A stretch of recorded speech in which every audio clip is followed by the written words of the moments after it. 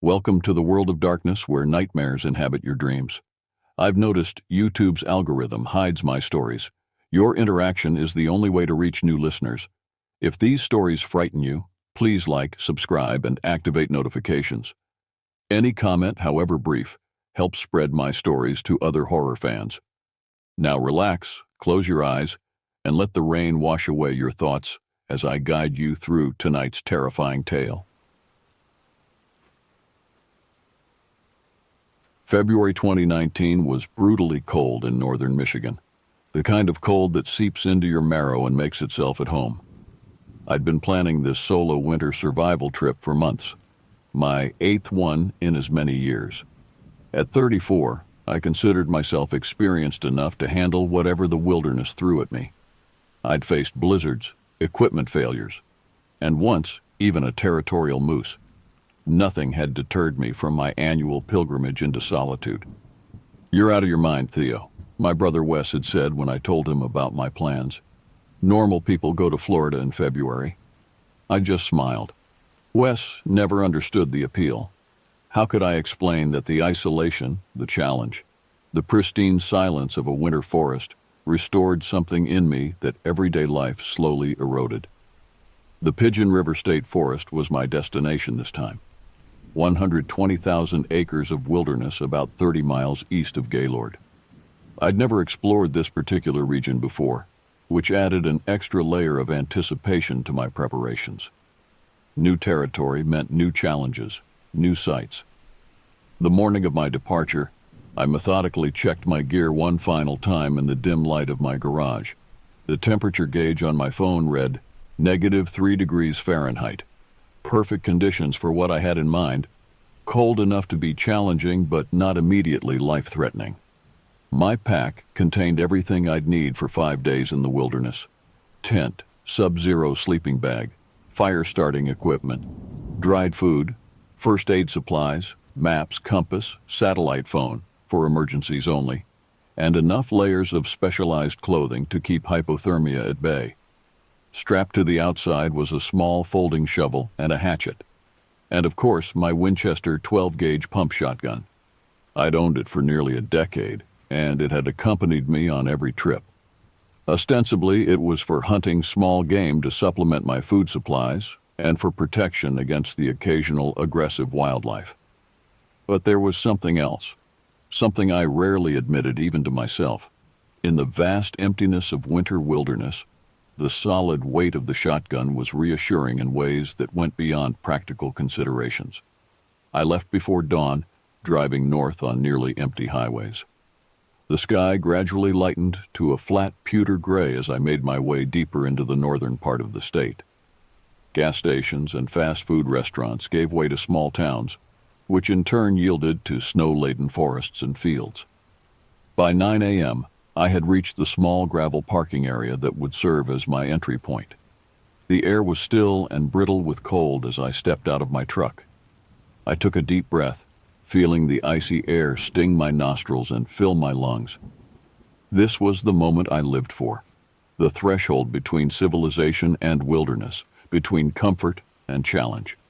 I shouldered my pack, checked that my shotgun was unloaded and secure, and set off down the narrow trail that disappeared between the snow-dusted pines. The first few hours were exactly what I'd hoped for.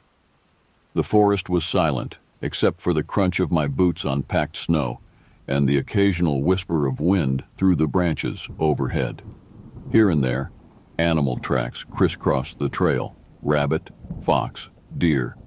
I noted them with satisfaction. The forest was alive, even in the depths of winter. My plan for the first day was straightforward. Hike about 8 miles to a small clearing I'd identified on my map, set up camp, and spend the remaining daylight hours exploring the immediate vicinity. The following days would involve longer excursions, perhaps some hunting if the opportunity presented itself. By early afternoon, I'd covered about 6 miles. The trail had been challenging in places, with deep snowdrifts requiring careful navigation, but nothing I couldn't handle. I stopped in a small clearing to rest and eat a quick meal of jerky and trail mix. As I chewed methodically, I studied my map. According to my calculations, I had another 2 miles to go before reaching my intended campsite. The trail ahead appeared to wind through a dense stand of pines before emerging near a small frozen pond. Standard terrain for this part of Michigan. What the map didn't show, what no map could show, was what waited for me just beyond that stand of pines. Had I known, I would have turned back then and there, while the sun was still relatively high and the way back to my truck was clear in my mind. Instead, I repacked my food, shouldered my pack, and continued forward, oblivious to how drastically my life was about to change. The snowfall began about an hour after I resumed hiking. At first, it was just a few lazy flakes drifting down through the canopy of pines. Beautiful, I thought, a perfect addition to an already perfect day. But within minutes, the snow intensified and the wind picked up, driving the flakes horizontally through the trees. I paused, reassessing my situation. The weather forecast had called for clear skies until at least tomorrow afternoon.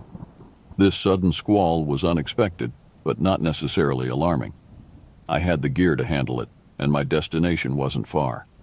Still, something felt off. The wind had a strange quality to it.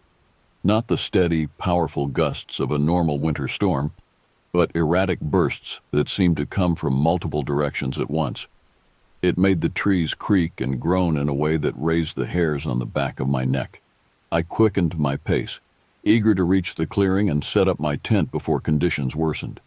The trail began to slope downward, gradually at first, then more steeply. The trees closed in on either side, creating a kind of natural tunnel. My breath came faster, forming clouds in the increasingly frigid air. And then, quite suddenly, the forest opened up, and I found myself standing at the edge of what appeared to be a narrow valley. More of a ravine, really, cutting through the landscape like a wound. This wasn't on my map. I was certain of it.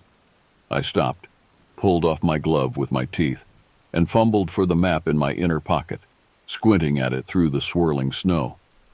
According to the contour lines, I should be approaching a gently rolling area leading to the pond, not this steep-sided gash in the earth. I looked up, trying to orient myself by the sun, but the sky was now completely overcast, a uniform field of white-gray that offered no clues. I was disoriented, but not yet worried. Navigation errors happen to even the most experienced hikers. The sensible thing would be to backtrack to a recognizable landmark and start over. But as I turned to look behind me, I realized with a jolt that my tracks were already nearly obscured by the rapidly accumulating snow. I checked my watch. 3:47 p.m. Daylight would be fading soon, especially with the storm overhead. Making camp here, exposed at the edge of this unexpected ravine, seemed unwise. The wind was intensifying, whistling through the gap below, but the other option, pressing forward into unknown territory as darkness approached, was equally unappealing. Unless I peered down into the ravine. Through the curtain of falling snow, I could make out what appeared to be a trail winding along the bottom. It was narrow, but clear of major obstacles. More importantly, the walls of the ravine would provide shelter from the wind, which was becoming increasingly violent. And on the far side, perhaps half a mile away, I could see the forest rising again. If this ravine wasn't on my map, it must be relatively narrow, a local feature that the mapmakers had either missed or deemed too insignificant to include. If I could cross it, I might be able to regain my bearings on the other side and still reach my intended campsite before full dark. The decision made, I began to pick my way down the steep slope into the ravine. The going was treacherous. The ground was a mix of loose rocks, frozen earth, and patches of ice hidden beneath the fresh snow. Several times my boots lost traction, and I slid a few feet before regaining control. About halfway down, I paused to catch my breath. The wind was noticeably less intense here, blocked by the walls of the ravine, but the air felt different, heavier somehow, and with an underlying dampness that hadn't been present in the forest above. And there was something else, something I couldn't quite put my finger on. A smell, faint, but unmistakable. Not the clean, crisp scent of a winter forest, but something earthier, mustier, like wet leaves decomposing, or soil that's been turned over after a long period of being undisturbed. I wrinkled my nose, attributing the odor to some quirk of the terrain, perhaps a spring beneath the frozen ground, or a patch of vegetation that retained moisture differently than the surrounding area. Continuing my descent, I finally reached the bottom of the ravine. The trail I'd spotted from above was indeed there, winding along the lowest point between the rising walls on either side. It was surprisingly well defined for an unmarked path, suggesting regular use. By what or whom, I couldn't say. The snowfall had eased somewhat, but the light was fading faster than I'd anticipated. I needed to move quickly if I wanted to reach the other side before darkness fell completely. I adjusted my pack, made sure my shotgun was secure on my shoulder, and set off along the trail, my footsteps eerily muffled by the fresh snow. The walls of the ravine rose on either side, growing steeper and higher as I progressed.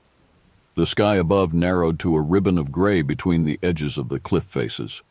The trees that had lined the rim when I began my descent were now barely visible, just dark silhouettes against the fading light. That sense of wrongness I'd felt earlier intensified with each step. The air seemed to thicken around me, making each breath slightly more effortful than it should have been. The silence was absolute, unnatural. No bird calls, no rustling of small animals in the underbrush, not even the normal creaking of trees in the wind. Just the soft crunch of my boots breaking through the crust of snow, and my increasingly ragged breathing. I was about halfway through the ravine when I first noticed the markings. At first, I thought they were just unusual patterns in the rock face to my right, perhaps mineral deposits or water stains. But as I drew closer, I realized they were deliberate. Carved or etched into the stone were symbols I didn't recognize, angular lines forming patterns that seemed almost, but not quite, like letters from some unknown alphabet. I stopped, staring at them with growing unease. They weren't the work of nature, that much was certain. Someone had made these markings, and not in the distant past. The cuts in the stone looked relatively fresh, the edges sharp rather than weathered. I forced myself to look away and continue walking. Probably the work of local kids, I told myself. Graffiti in an unusual location. Nothing to get worked up about. But deep down, I knew better. These weren't the casual scrawlings of bored teenagers. They had a purpose, a deliberateness that spoke of ritual or communication. And they were everywhere, I realized with growing dread.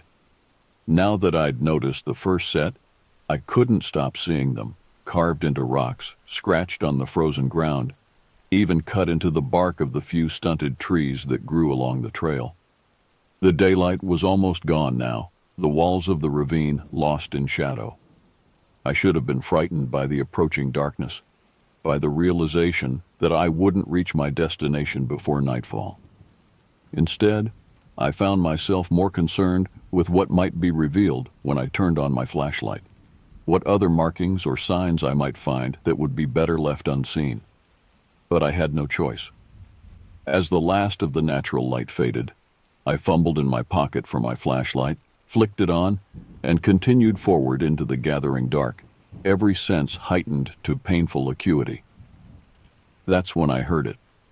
A sound so out of place that at first my mind refused to process it. A laugh, soft, almost childlike, echoing off the walls of the ravine. I froze, the beam of my flashlight dancing wildly as my hand began to shake. "Hello?" I called, hating the way my voice cracked. "Is someone there?" No response, just the soft sigh of wind through the ravine and the pounding of my own heart in my ears. I stood still for what felt like minutes but was probably only seconds, listening intently. Nothing. I must have imagined it, I decided, a trick of the wind or my own nerves getting the better of me. I resumed walking, faster now, eager to be out of this place that felt increasingly like a trap. The beam of my flashlight bounced off the walls, creating moving shadows that seemed to follow alongside me.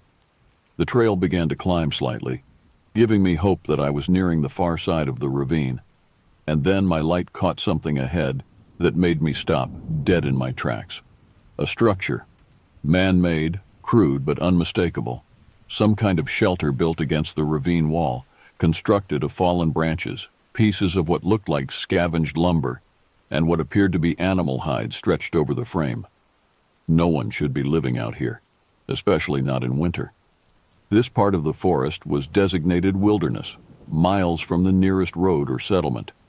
And yet, here was clear evidence that someone, or something, had established a presence. I considered my options. The sensible thing would be to give the structure a wide berth, to hurry past and up the far slope of the ravine as quickly as possible. But curiosity, that most dangerous of human traits, kept me rooted to the spot. Who would build such a shelter in such a place? Was it abandoned or currently occupied? And if the latter, by whom? Before I could decide on a course of action, the decision was made for me. The crude door of the shelter, little more than a flap of hide, moved, just a slight ripple at first, as if disturbed by a draft. Then it was pushed aside and a figure emerged. In the beam of my flashlight, I saw him clearly, and every instinct screamed at me to run. He stood motionless in the harsh beam of my flashlight, and I found myself equally frozen, unable to move or even think coherently. The man, if I could call him that, was unlike anyone I'd ever encountered in my years of wilderness trekking. He was tall and unnaturally thin, his body a collection of sharp angles beneath layers of filthy, mismatched clothing. A tattered army surplus jacket hung from his skeletal frame, patched in dozens of places with what looked like animal fur and bits of synthetic fabric. Beneath it, I glimpsed multiple layers of flannel, and what might have once been a thermal shirt, now gray with dirt and wear. His pants were a similar patchwork, secured with what appeared to be baling wire around his waist. His feet were wrapped in what I first took for boots, but realized with a shock were crude moccasins made from some unidentifiable animal hide. But it was his face that truly paralyzed me. Gaunt didn't begin to describe it. His cheeks were so hollow they seemed to collapse inward, forming deep shadows beneath cheekbones that protruded like blades. His beard was wild and matted, streaked with gray despite the fact that he didn't appear particularly old. Beneath a filthy knit cap, his hair hung in greasy ropes around his shoulders. And his eyes, God, his eyes. They were deeply set in their sockets, so dark in the artificial light that I couldn't distinguish pupil from iris. But it wasn't their color that disturbed me. It was their expression, or rather their complete lack of expression. They registered my presence with the cold assessment of a predator, devoid of surprise, fear, or any recognizable human emotion. In his hands, he held what I had initially mistaken for a branch, but now recognized as a rifle, an AR-style weapon, incongruously modern and well-maintained compared to his primitive appearance. His finger rested alongside the trigger guard, not on the trigger itself, but the message was clear. He was prepared to use it if necessary. We stared at each other across 20 yards of snow-covered ground, neither moving, neither speaking. The only sound was the whisper of falling snow and my own ragged breathing, which now seemed obscenely loud in the stillness. I became acutely aware of my shotgun, still slung over my shoulder. A wave of fear washed over me as I realized how this must look to him, an armed stranger appearing suddenly outside his dwelling. If I moved to adjust the weapon, or, God forbid, tried to unsling it, he might interpret it as an aggressive action. Slowly, deliberately, I raised my empty left hand in what I hoped was a universal gesture of peace, keeping my right hand steady on the flashlight. The beam illuminated his face like a spotlight, and I saw his eyes narrow slightly, the first change in his expression since he'd emerged from the shelter. "I'm just passing through," I said, shocked at how steady my voice sounded despite the terror coursing through me. "Don't mean any harm." No response, not a nod, not a word, not even a blink. Just that unnervingly steady gaze, and the unwavering barrel of the rifle, pointed at the ground between us but capable of being raised and fired in a fraction of a second. "There's a storm," I continued, gesturing vaguely upward with my flashlight. I was trying to get across this ravine before dark. Didn't know anyone was living out here. Still nothing, but something changed in his posture, a subtle tensing, as if my words had triggered some internal calculation. I noticed his grip on the rifle tighten almost imperceptibly. I needed to leave, now. Every instinct I possessed was screaming at me to get away from this man, this place. But I couldn't just turn and run. That might provoke him in ways I didn't want to contemplate. "I'll just be on my way then," I said, taking a careful step backward. "Sorry to disturb you." For a long, excruciating moment, he remained motionless. Then, with a movement so slight I almost missed it, he inclined his head a fraction of an inch to the left, toward the far end of the ravine. "A clear message. Go that way. Leave." I nodded, relief flooding through me. "Thank you," I said, though I wasn't entirely sure what I was thanking him for. Not shooting me on sight, I supposed. Moving slowly, telegraphed my movements, I began to edge my way along the trail, giving his shelter as wide a berth as the narrow ravine floor would allow. He turned as I moved, his eyes tracking me, the rifle still held at the ready. As I passed him, now at the closest point in my careful arc around his position, I caught a whiff of his scent, unwashed body, smoke, and something else, something chemical that I couldn't identify. It sent another jolt of alarm through me. That smell didn't belong in this pristine wilderness. It was industrial, artificial. I was about 30 yards past him when he finally moved, not toward me as I had feared, but back toward his shelter. He paused at the entrance, the hide flap held aside, and looked back at me one last time. In the diminishing beam of my flashlight, his eyes caught the light and seemed to glow with an inner fire. Then he was gone, ducked inside, the flap falling back into place behind him. I didn't wait to see if he would emerge again. I continued along the ravine floor, walking faster now, but still mindful of making too much noise. The encounter had left me shaken in ways I couldn't fully articulate, even to myself. That man hadn't threatened me directly, hadn't even spoken to me.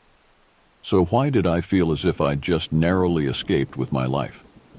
Perhaps because on some primal level, I had recognized what he was, or rather, what he had become. A human being who had crossed some invisible threshold, who had spent so long outside the boundaries of society that he no longer fully belonged to it.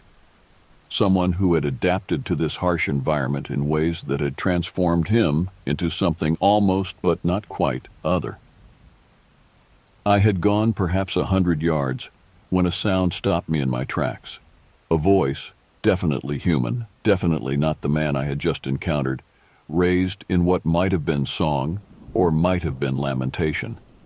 It echoed off the ravine walls, distorted by distance and acoustics into something barely recognizable as human output.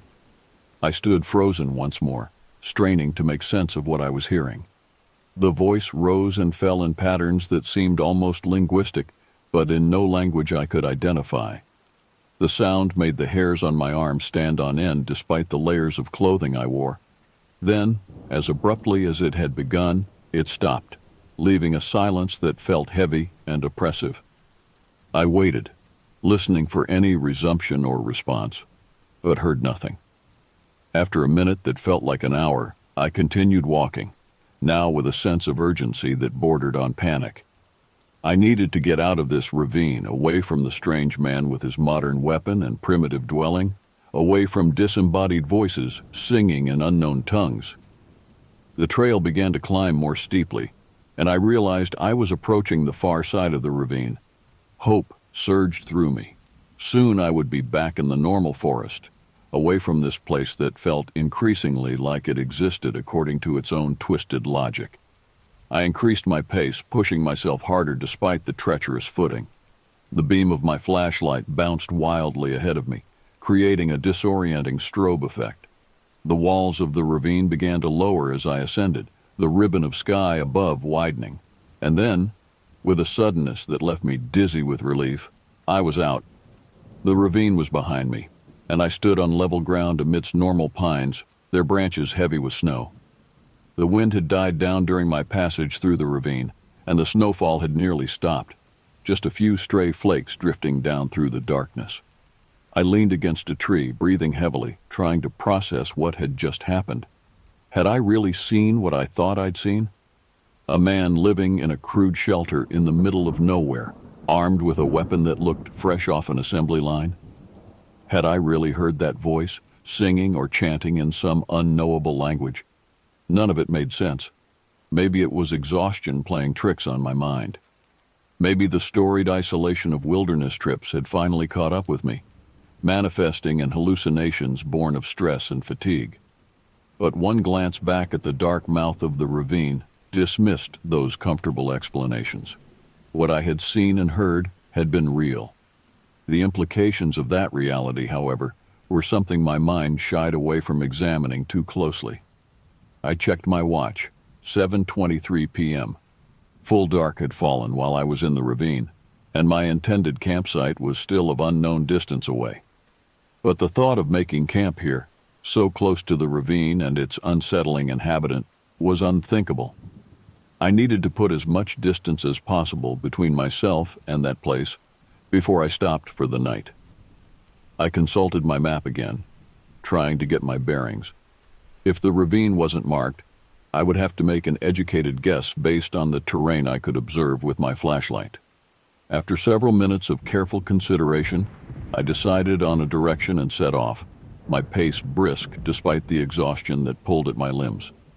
I would hike for another hour, I decided, then make camp regardless of my location. Pushing on through the night in these conditions would be foolhardy, even with the extra motivation of putting distance between myself and the ravine. As I walked, I repeatedly glanced behind me, half expecting to see the gaunt man following silently in my tracks. But there was nothing, just darkness and silent trees and the occasional soft plop of snow falling from overloaded branches. Still, I couldn't shake the feeling that I was being watched. The forest that had seemed so welcoming, so familiar just hours ago, now felt alien and threatening. Every shadow might conceal an observer. Every rustle of wind through the pines might be footsteps. After what I judged to be about an hour of steady hiking, I began looking for a suitable campsite. I found it in a small clearing surrounded by dense pines that would provide some shelter from the wind. Exhaustion had overtaken fear by this point, and my movements were mechanical as I set up my tent, gathered wood for a small fire, and prepared a minimal meal. The fire caught quickly, the flames leaping up to provide both warmth and a circle of light that pushed back the darkness. I huddled close to it, my shotgun now across my knees, loaded and ready. I had never before felt the need to keep a loaded weapon so close at hand during my wilderness trips. But I had also never before encountered someone like the man in the ravine. As I sat there, the events of the day replaying in my mind, a new thought emerged, one that sent a fresh wave of unease through me. The man had not been surprised to see me. There had been no shock, no startlement, when my light fell upon him emerging from his shelter. It was as if he had been expecting me, or at least was accustomed to encounters with hikers who stumbled into his domain. Which meant I probably wasn't the first to find that ravine, to meet its strange inhabitant. What had happened to the others? With that disquieting thought lodged firmly in my mind, I crawled into my tent, zipped it up tight, and laid down fully clothed, my shotgun beside me within easy reach.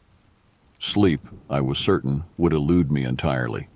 Instead, exhaustion claimed me almost immediately, dragging me down into dreams filled with gaunt figures and singing voices and symbols carved into stone. I awoke to absolute silence. No wind in the pines, no distant call of an owl or coyote. Just a profound stillness that seemed to press against my eardrums like a physical force. My watch read 3:17 a.m. I lay motionless in my sleeping bag, trying to identify what had woken me. Some sound, a change in temperature, or just the natural cycling of sleep.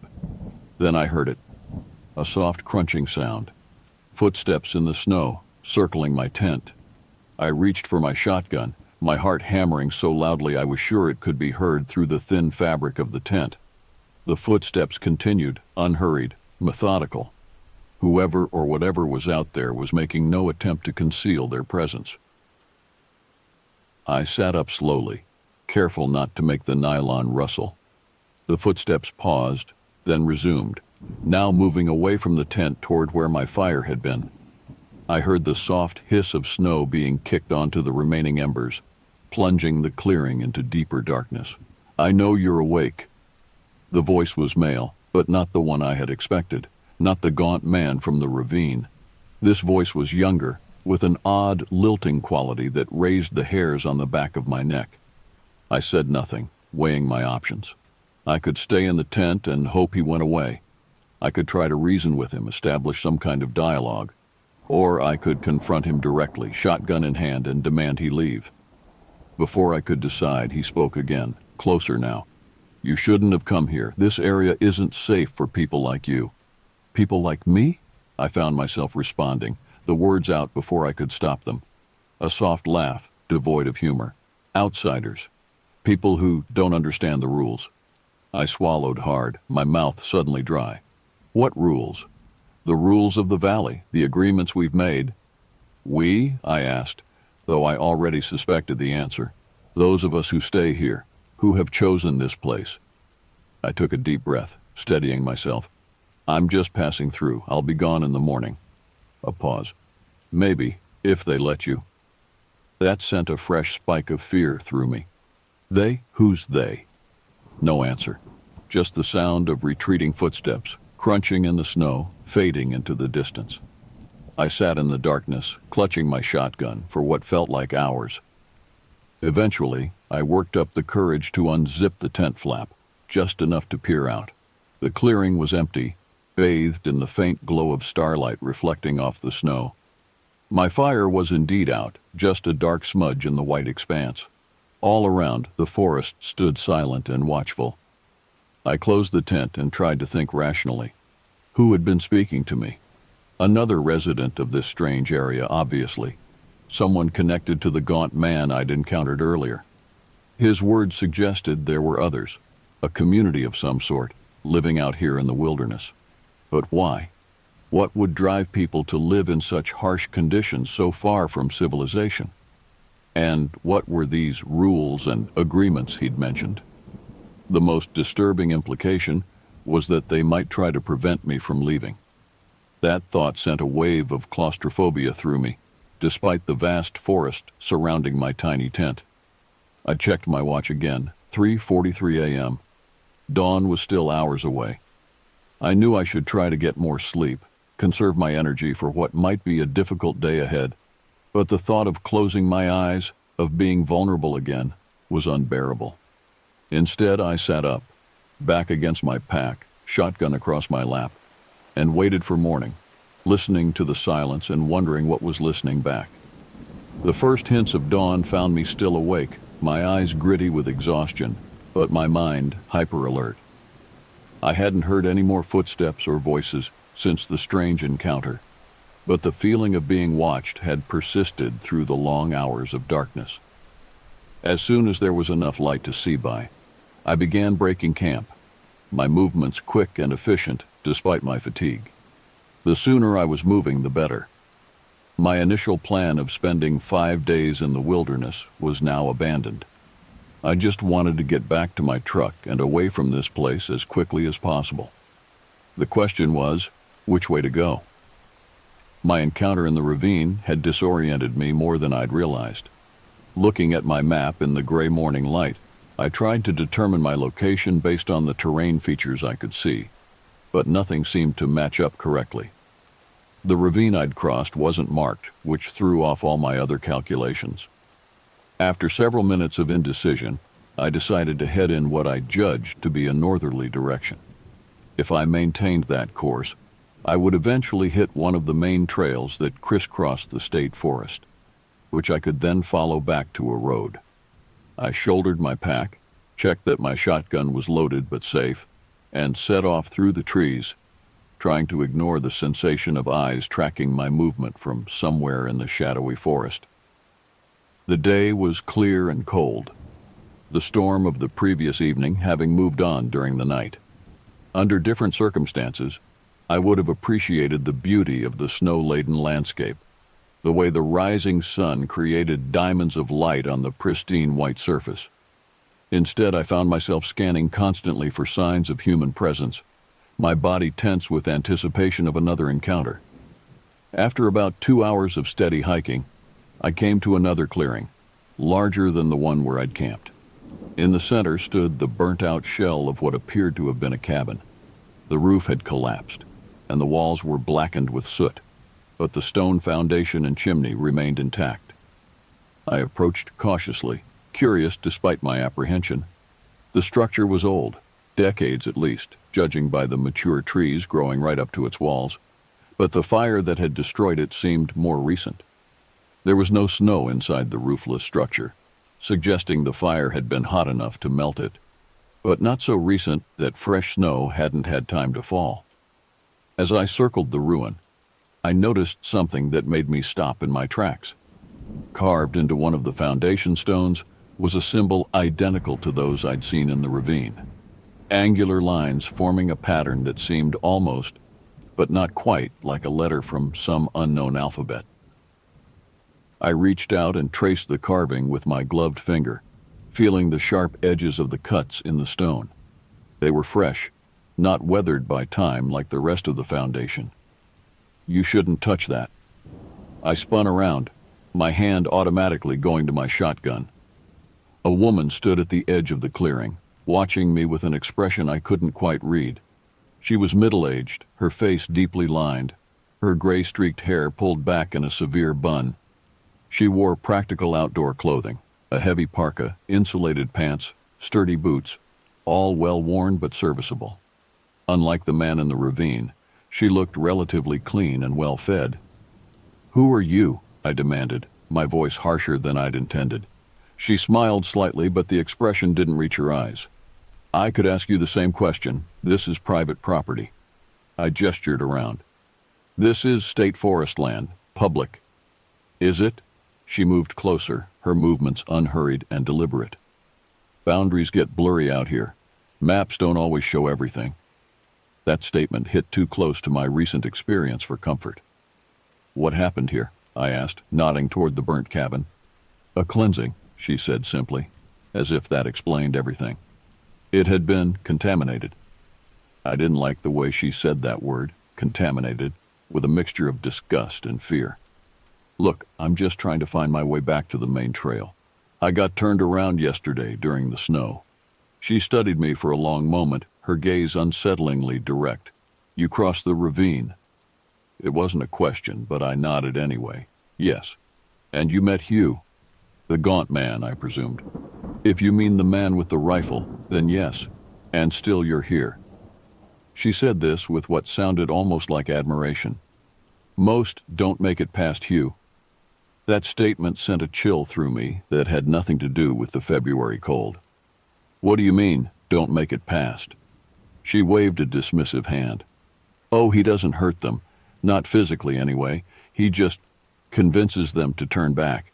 He's good at that, Hugh is. Something about him scares people." She smiled again, more genuinely this time. "And yet here you are." I shifted uncomfortably under her gaze. "I'm just trying to get back to my truck. If you could point me toward the main trail, I'd appreciate it."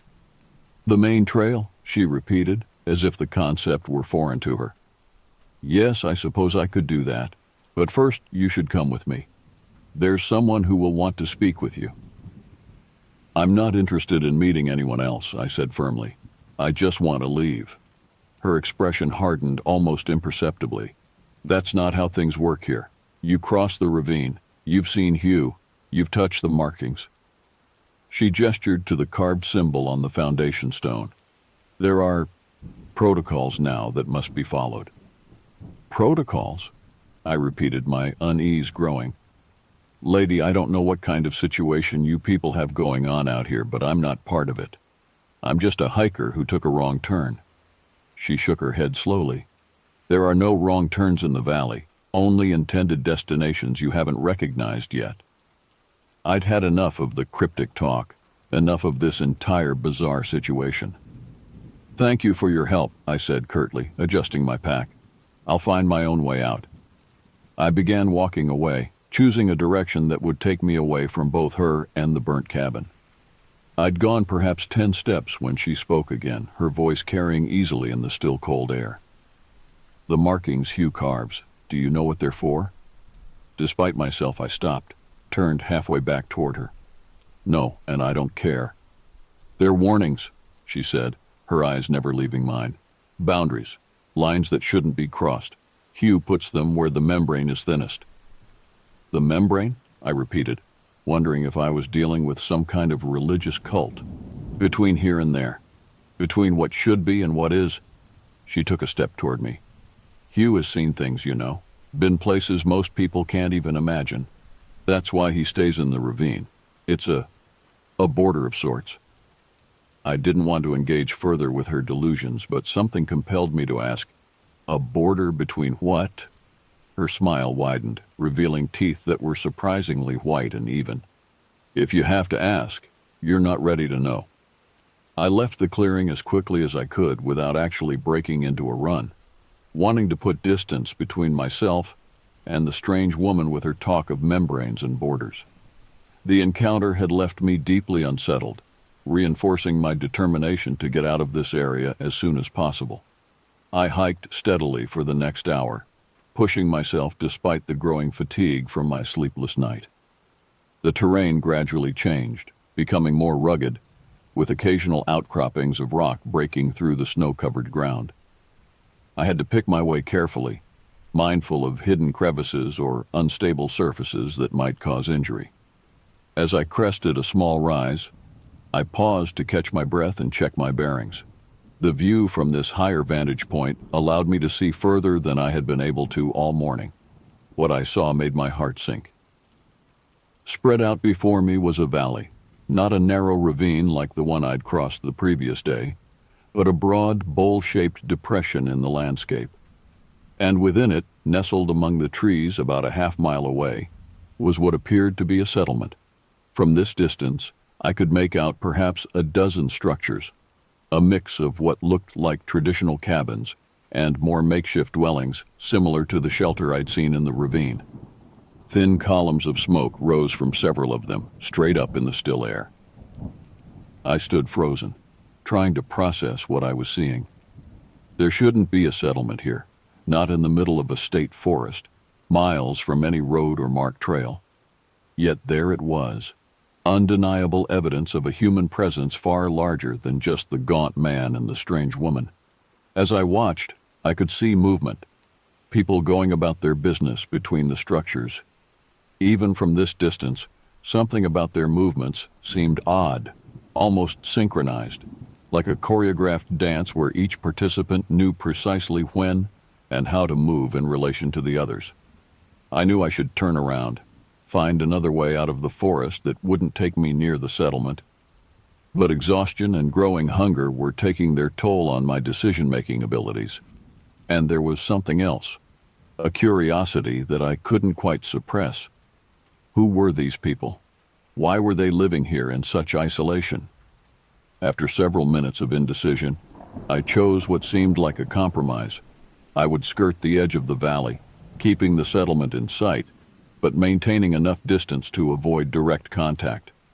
If I could make it around to the far side, I might be able to pick up a trail that would lead me back to civilization. I began my descent into the valley, staying within the tree line for cover. The slope was gentle enough to navigate without difficulty, but I still moved cautiously, alert for any sign of being observed. I had covered perhaps a quarter of the distance around the perimeter of the valley when a noise stopped me. Voices carried clearly on the still air. I ducked behind a large pine, peering cautiously around its trunk.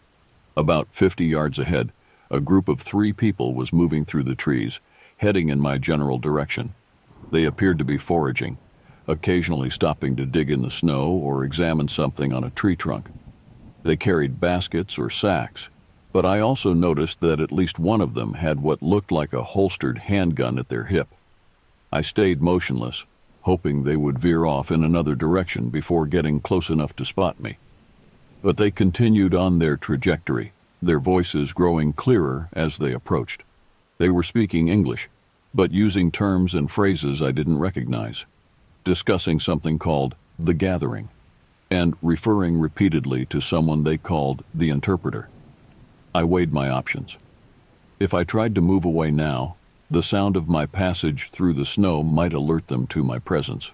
If I stayed put, they might walk right past my hiding spot. Neither option seemed particularly appealing. In the end, the decision was made for me. As the group came within about 30 yards of my position, one of them, a young man with a patchy beard and watchful eyes, stopped suddenly, raising his hand in a gesture that immediately silenced his companions. "Someone's here," he said, his voice carrying clearly in the silence. He turned slowly, scanning the trees, his gaze eventually settling precisely on my hiding place. I knew I'd been spotted. Running would only make the situation worse. So, taking a deep breath, I stepped out from behind the tree, my hand slightly raised to show I wasn't holding a weapon, though my shotgun was still slung over my shoulder, accessible if needed. "Hello?" I called, trying to keep my voice steady and non-threatening. "I'm just passing through. Got turned around in the storm yesterday." The three regarded me with expressions ranging from surprise to suspicion. Besides the young man who had spotted me, there was an older man with a deeply weathered face and a woman about my age, her dark hair streaked with premature gray. "You're far from any trail," the older man said, his tone neutral but his eyes wary. "I know," I admitted. "I crossed a ravine yesterday, trying to find shelter from the storm. Been trying to find my way back ever since." The three exchanged glances at the mention of the ravine, some unspoken communication passing between them. "You crossed Fuller's ravine?" the woman asked, a note of disbelief in her voice. "And Hugh let you pass?" So the gaunt man did have a name, Hugh, and the ravine was known to these people, named even. "If Hugh is the man with the rifle, then yes," I said cautiously. He didn't seem happy about it, but he let me go by.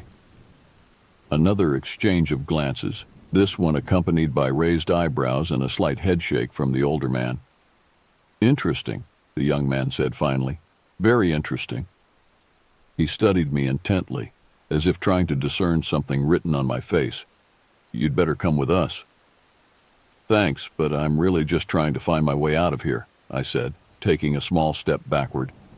"If you could point me toward the nearest trail or road." "That wasn't a suggestion," the older man interrupted, his hand moving to rest on the butt of his holstered gun. "Not threatening, exactly, but a clear reminder of its presence. The interpreter will want to speak with you." There it was again, the interpreter, some kind of leader, apparently, of this strange community. I considered my options. I could try to run, but the odds of outpacing three people who knew the terrain in my exhausted state seemed poor. I could refuse, potentially escalating the situation to violence. Or I could comply, at least temporarily, while looking for an opportunity to escape later. "All right," I said, choosing the path of least resistance. "Lead the way." The young man nodded, seemingly satisfied. "I'm Micah," he said. "This is Jeremiah," he indicated the older man, "and Constance." The woman nodded curtly in acknowledgement. "Theodore," I replied, using my full name rather than my usual nickname. Something told me it might be better if these people didn't know me too well. "Come along, Theodore," Constance said, gesturing for me to join them. "It's not far."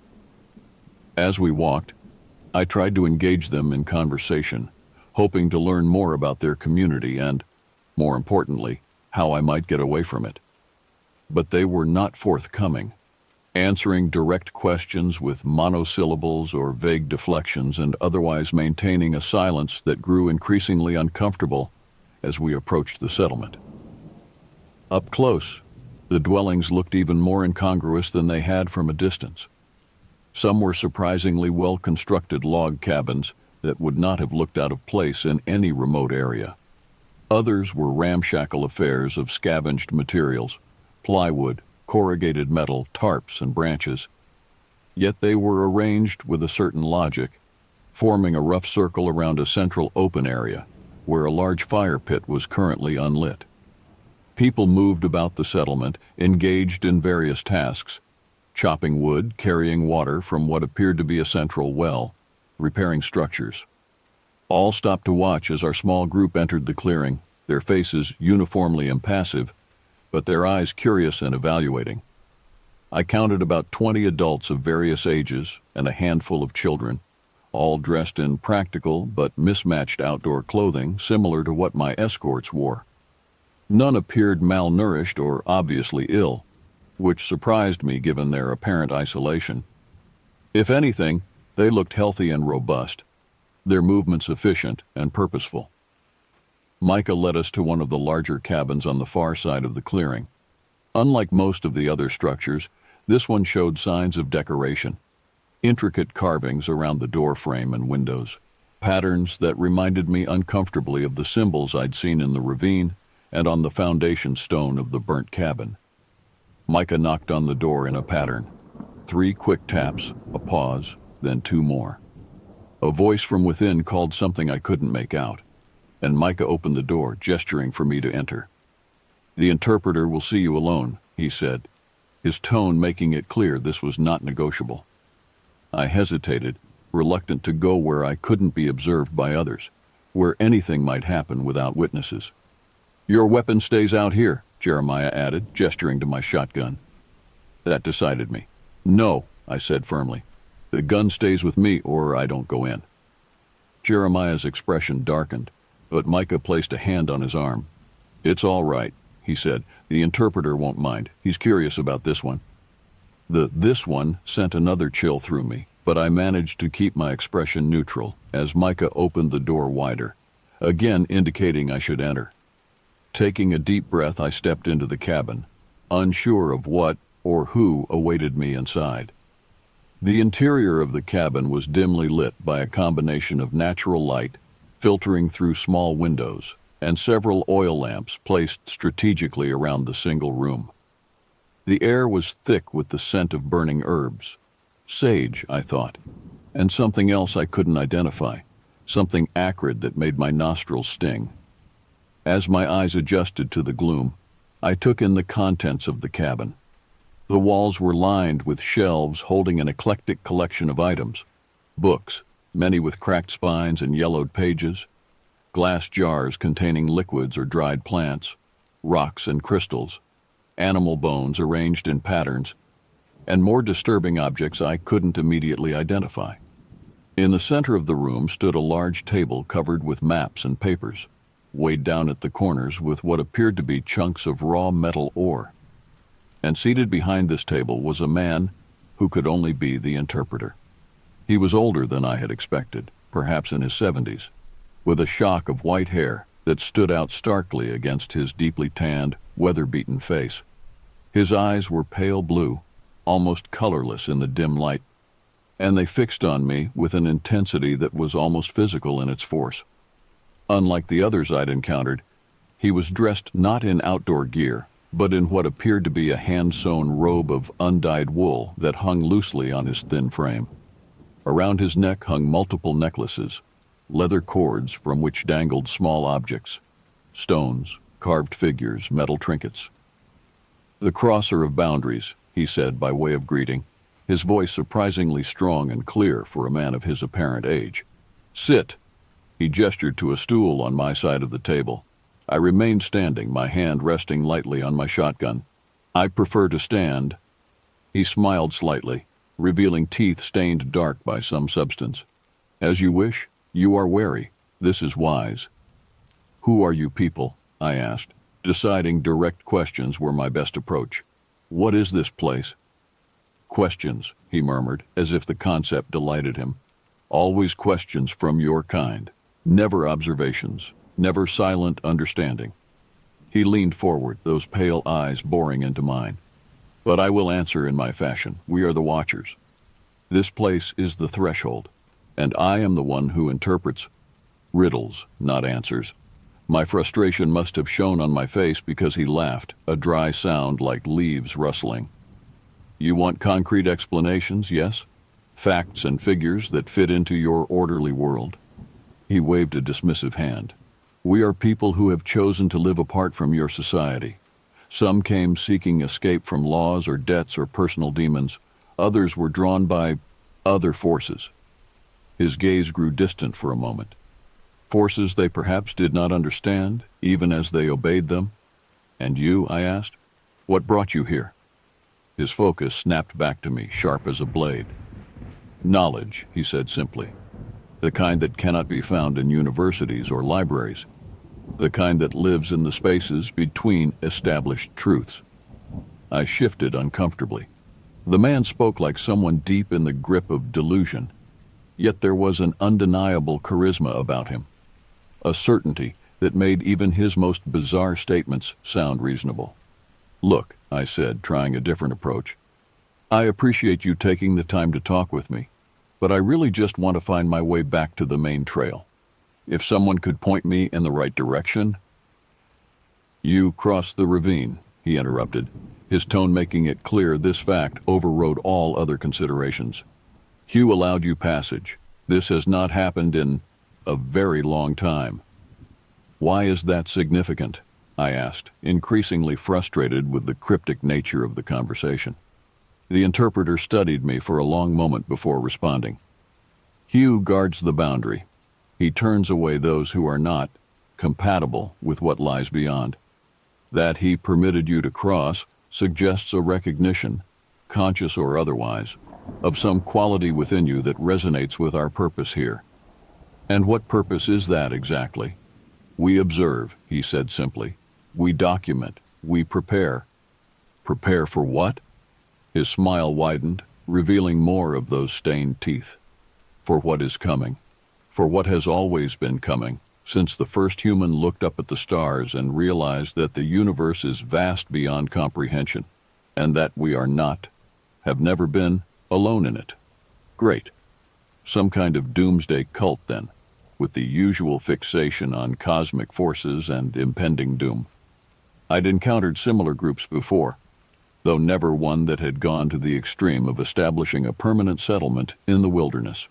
Right, I said, not bothering to hide my skepticism. Well, I wish you luck with your preparation, but I really do need to be on my way. The interpreter shook his head slowly. I'm afraid that won't be possible, Theodore. A chill ran through me at his use of my name, which I didn't recall giving him. Why not? Because you have seen too much. Because you have crossed boundaries that cannot be uncrossed. Because you might be useful to us. He leaned back, his expression now calculating. The storm that brought you here was not natural. Nothing that happens within the valley is truly natural, in the sense that you understand the term. I had a sudden, visceral flashback to the strange quality of the wind the previous day, the way it had seemed to come from multiple directions at once, driving me toward the ravine. Could it have been somehow manipulated? The rational part of my mind rejected the idea outright, but a deeper, more primitive instinct wasn't so sure. We've been watching you, the interpreter continued. Since the moment you entered the outer perimeter of the valley, we watch everyone who comes near. Most are redirected. Their paths subtly altered so they never approach the ravine. But you, he pointed a long bony finger at me. You were not so easily turned aside. Your mind has a certain resistance to suggestion. This is rare. This is valuable. The implication sent another wave of unease through me. Had they somehow tried to influence my thoughts, my decisions? The very idea seemed absurd. Yet I couldn't shake the feeling that there was something to his claims, something that explained the series of poor judgments that had led me to this place. I don't know what you're talking about, I said, my voice harsher than I'd intended. And I don't care. I'm leaving now. I turned toward the door, half expecting to find it locked or blocked, but it stood slightly ajar, just as I'd left it. I took a step toward it. You're free to go, the interpreter said from behind me, his tone mild. We don't hold people against their will. That would be counterproductive. I paused, suspicion warring with relief. Just like that? Just like that, he echoed. Though I would advise waiting until morning. The forest can be treacherous after dark, especially for those unfamiliar with its peculiarities. The mention of darkness reminded me that I'd already lost most of a day to this strange detour. If I left now, I might have 3 or 4 hours of daylight remaining, possibly enough to get well clear of this settlement before having to make camp. I'll take my chances, I said firmly. The interpreter shrugged, a gesture that seemed incongruous with his otherwise mystic demeanor. As you wish. But before you go, he reached beneath the table and produced a small cloth pouch, which he slid across the surface toward me. Take this. It may prove useful if you encounter difficulties. I made no move to take it. What is it? Protection, he said simply. Of a sort your science would not recognize, but effective nonetheless. I left the pouch where it lay. No thank you. He smiled as if I'd confirmed something for him. As you wish. The door's there. No one will stop you. I backed toward the exit, unwilling to turn my back on him completely. When I reached the door, I pushed it open, half expecting to find Micah, Jeremiah, and Constance waiting to prevent my departure. But only Micah stood there, and he merely nodded at me, his expression unreadable.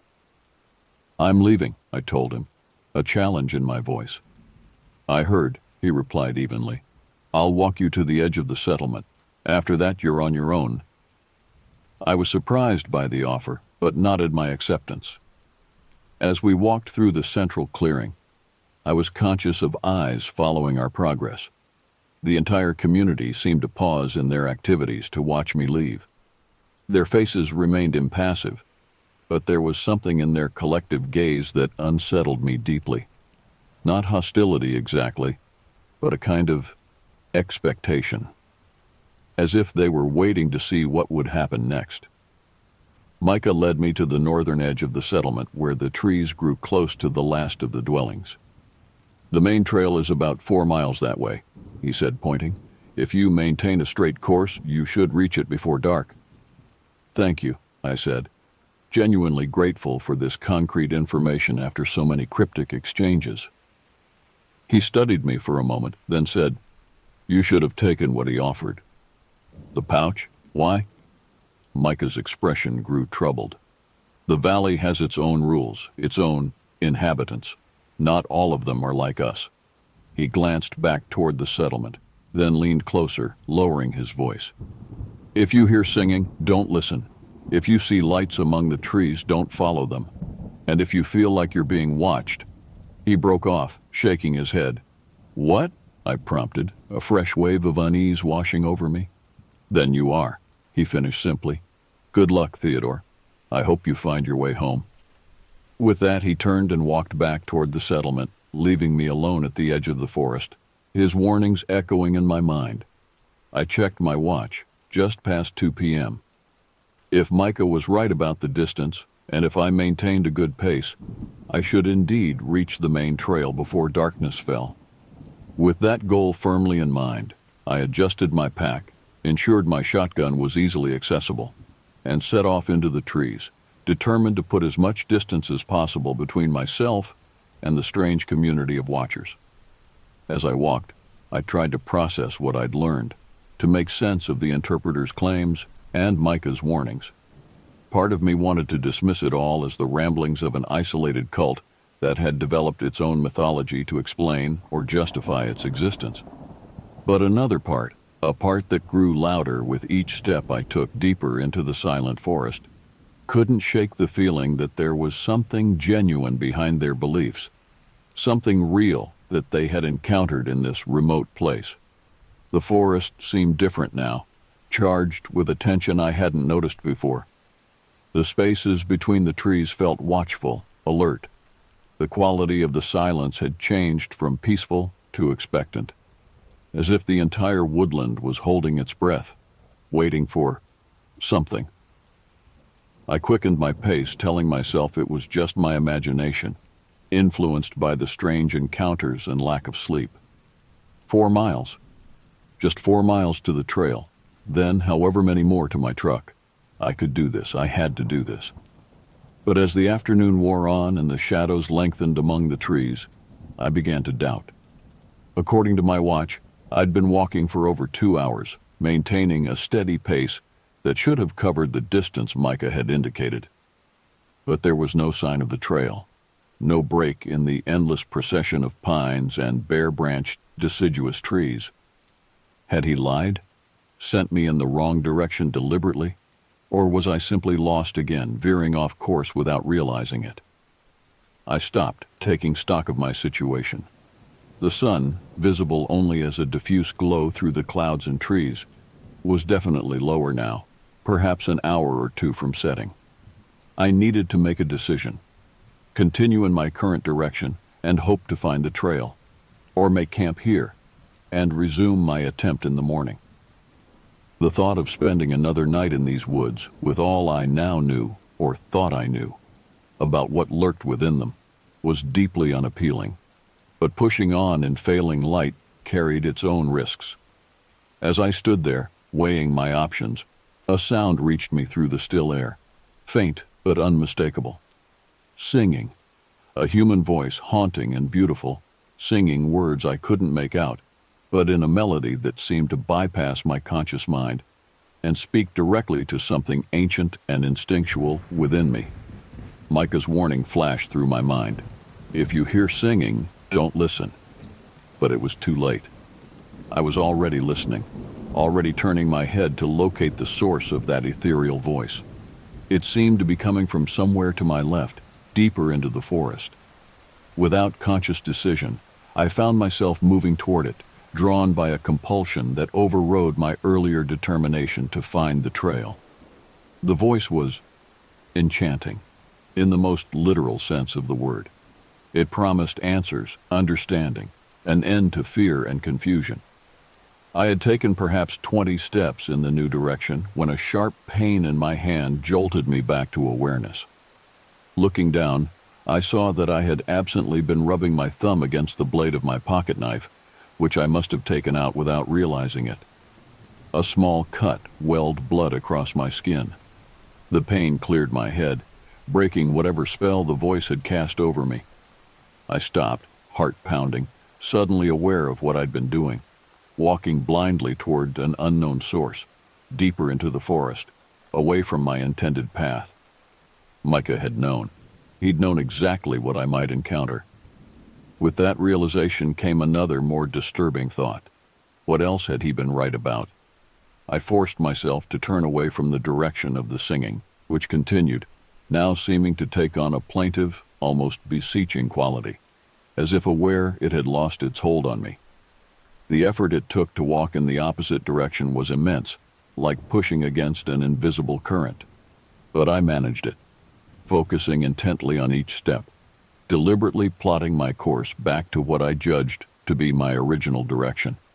The singing gradually faded behind me, replaced by the normal sounds of the forest in late afternoon. The creak of branches, the occasional rustle of small animals in the underbrush. I checked my watch again. 4:38 p.m. The light was fading rapidly now, the shadows among the trees growing longer and deeper. I needed to find the trail soon or resign myself to another night in the forest. I quickened my pace, pushing through patches of underbrush and skirting fallen logs with renewed urgency. The exertion helped clear my head, driving away the lingering echoes of the singing voice. After another 20 minutes of steady hiking, the trees began to thin, and I caught glimpses of what appeared to be a more open area ahead. Hope surged through me. Perhaps this was the trail, or at least a clearing where I could get my bearings.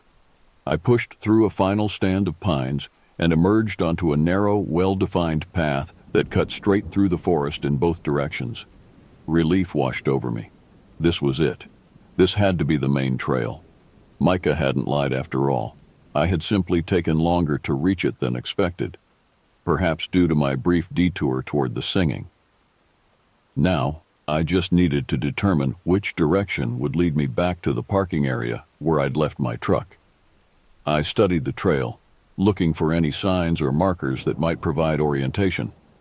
About 20 yards to my right, A small wooden post bore what appeared to be trail blazes, colored marks used to indicate different routes. I approached it, hoping for information that would confirm my location on my map. The post held 3 markers: a blue diamond, a yellow circle, and a red triangle. Standard trail markers, but without a map legend, they told me nothing about which direction to take. As I stood there, indecision gnawing at me, I became aware of a sound, rhythmic, deliberate, growing louder. Footsteps. Someone was coming along the trail from my left, moving at a steady pace. I tensed, my hand going to my shotgun. After everything I'd experienced in the past 24 hours, my trust in random encounters was at an all-time low. But this was a marked trail, I reminded myself. It could simply be another hiker, someone normal who might even be able to direct me back to civilization. I stepped back slightly from the trail, giving whoever was approaching plenty of space, trying to appear non-threatening while remaining ready to defend myself if necessary.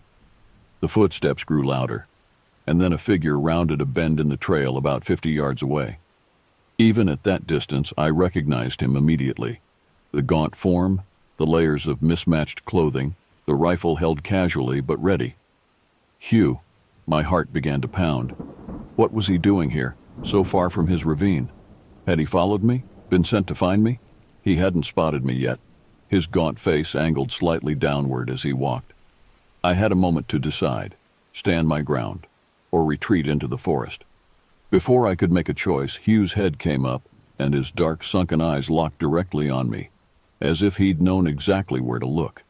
He stopped walking, his posture shifting subtly from casual movement to alert stillness.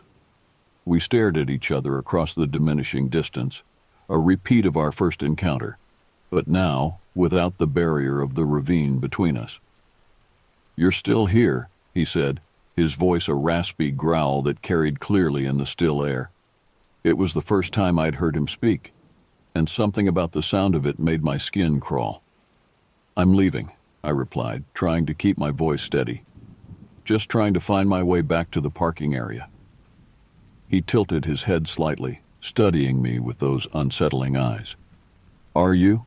Is that really what you're trying to find?" The cryptic question irritated me. More riddles, more obfuscation. "Yes," I said firmly. "That's exactly what I'm trying to find. Which way is it?" Hugh shifted his rifle slightly, not quite pointing it at me, but adjusting his grip in a way that reminded me of its presence. "You went to the settlement. You spoke with the interpreter." It wasn't a question, but I nodded anyway. "Yes. And now you think you can just leave, walk away, forget what you've seen?" There was something almost like amusement in his tone, but it was a cold, humorless kind. "That's the plan," I said, tension making my voice harder than I'd intended.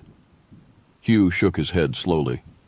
"The valley doesn't work that way. It remembers those who enter it, marks them in ways they don't always recognize until later." "Look," I said, fatigue and fear making me reckless.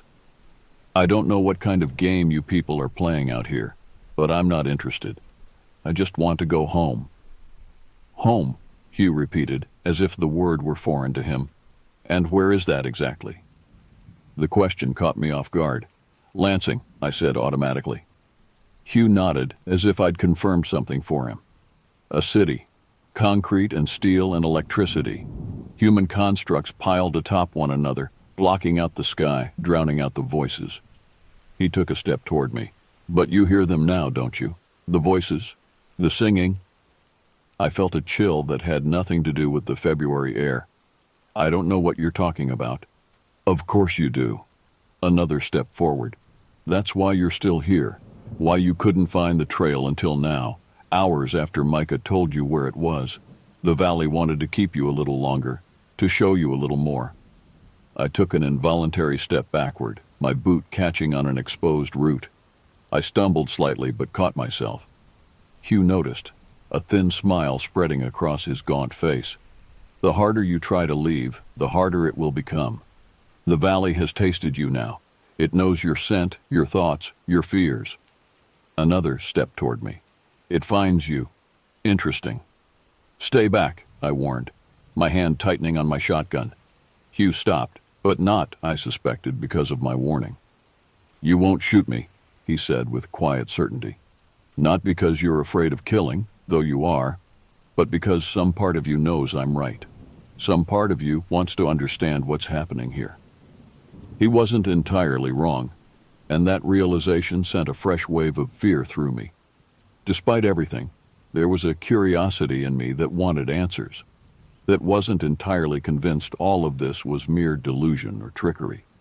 "Which way to the parking area?" I asked again, forcing myself to focus on the immediate goal of escape. Hugh studied me for another long moment, then pointed to the right. "That way, 2 miles. You'll see the sign for the trailhead."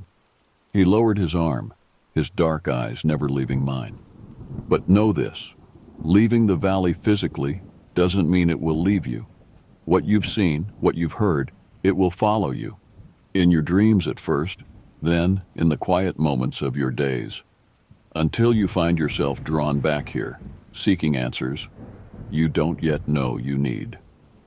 With that ominous pronouncement, he stepped to the side of the trail, clearly indicating I should pass him. I hesitated, reluctant to come so close to him, but equally unwilling to turn my back by going the other way. Slowly, keeping my eyes on him, I began walking in the direction he'd indicated. As I drew level with him, close enough to smell that strange combination of unwashed body and chemical tang, he spoke again, his voice now barely above a whisper. "The singing you heard, it wasn't human. Remember that when it comes to you again." I quickened my pace, unwilling to engage further with his disturbing statements. As I continued down the trail, I resisted the urge to look back, feeling his eyes on me long after I should have been out of his sight. The light was fading rapidly now, the forest darkening around me as the sun dipped below the tree line.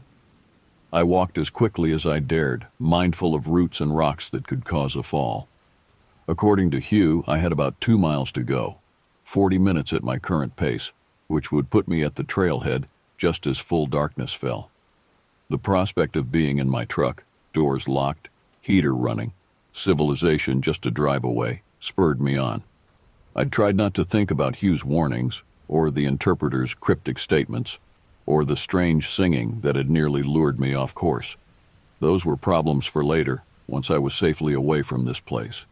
The trail was well maintained and easy to follow even in the diminishing light. After about 20 minutes of brisk walking, I began to relax slightly. Perhaps the worst was behind me. Perhaps Hugh had actually given me accurate directions, and freedom was just a mile away. That momentary optimism shattered when I heard it again. The singing. Fainter this time, more distant, but unmistakably the same voice I'd heard earlier. It seemed to be keeping pace with me, moving parallel to the trail somewhere deep among the trees. I quickened my steps, remembering Hugh's parting words. "The singing you heard, it wasn't human." The voice rose and fell in patterns that mimicked human speech, but contained something else beneath, something that raised the hairs on my arms and neck. It wasn't following the trail, I realized. It was cutting through the forest directly, taking a route that would intersect with mine up ahead. I broke into a jog, my pack bouncing uncomfortably on my back, my breath coming in quick, sharp bursts that frosted in the cold air. The singing grew louder, closer, and now there was an urgency to it, a hunger that hadn't been present before. The trail curved ahead, bending around a large outcropping of rock. As I rounded this natural barrier, I saw what I'd been both hoping for and dreading, a wooden sign marking the trailhead, and beyond it, visible through the trees, the small gravel parking area where I'd left my truck. But between me and that salvation stood a figure. Not Hugh, not the interpreter, not anyone I'd encountered in the valley. This was something else entirely. In the fading twilight, it was difficult to make out details, but certain features were unmistakable. It was roughly human in shape, but wrong in proportion. Limbs too long, neck too flexible, head too angular. It stood directly in the center of the trail, swaying slightly as if to music only it could hear. And it was singing.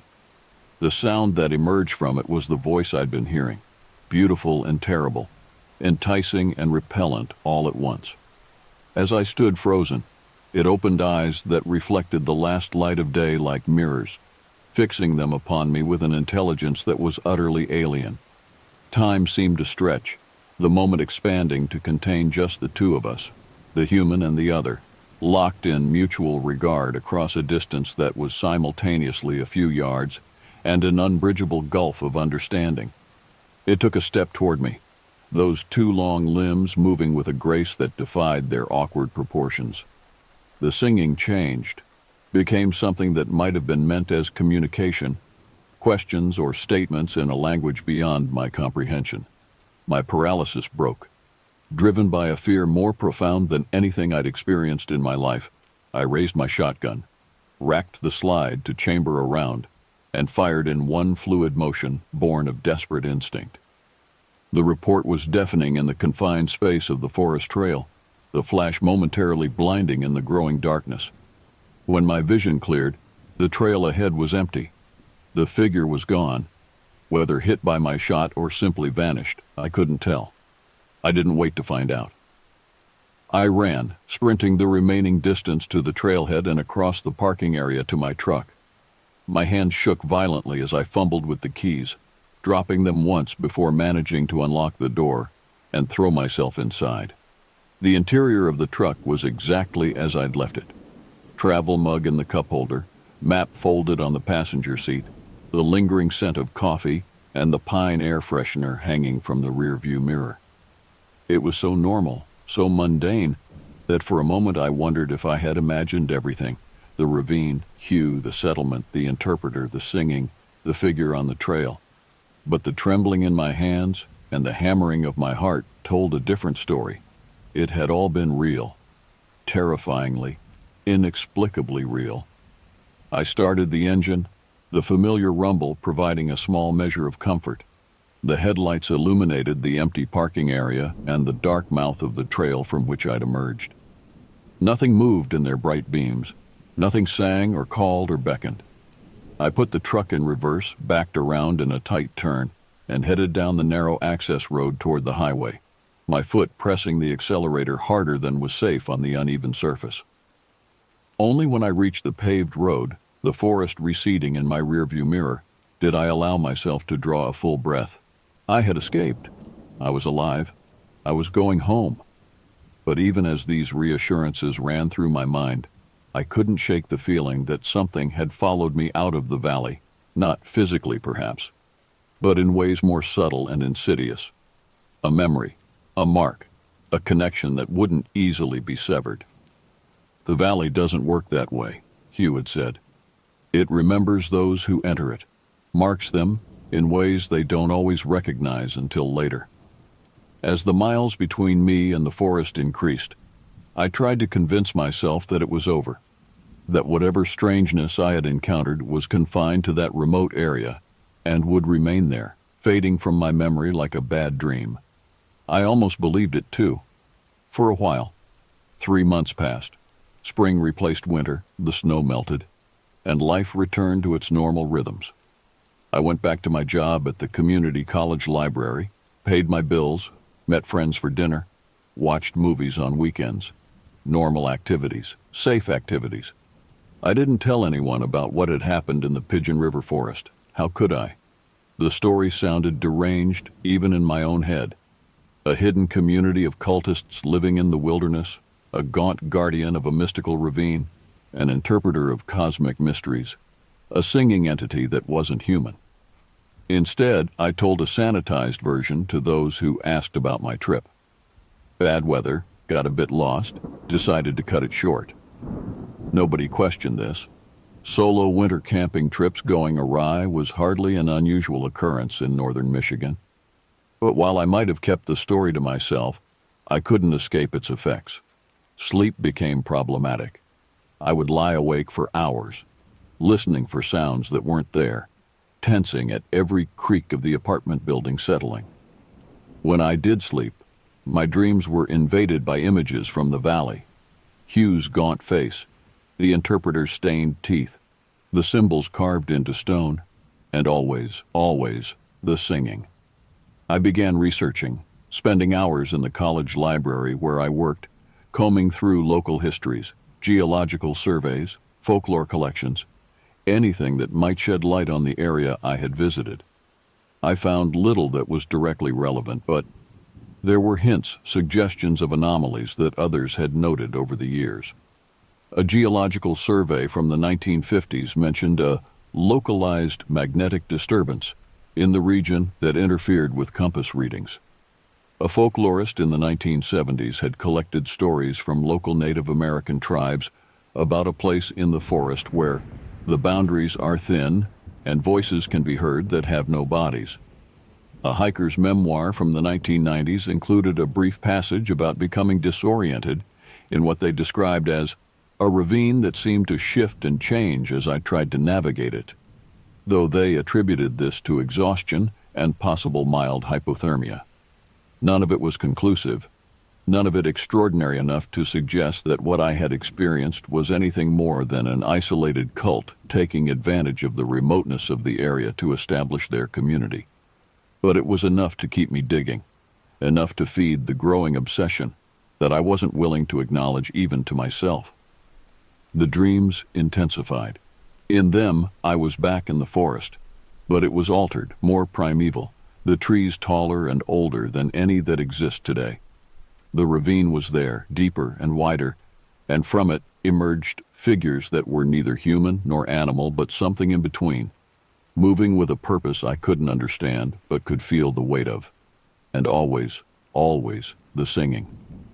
I began to hear it in my waking hours as well, not clearly, not continuously, but in snatches and fragments that would come to me in quiet moments. When I was alone in the stacks at the library, shelving books in the reference section where students rarely ventured. When I was driving home late at night, the roads empty and dark. When I was in the shower, the sound of the water providing a backdrop against which the distant melody could form. I told myself it was just my mind playing tricks, memory and imagination collaborating to recreate what had frightened me. A form of post-traumatic stress, perhaps. Nothing to be concerned about. But I knew better. On some level, I knew what was happening. Hugh had warned me, after all.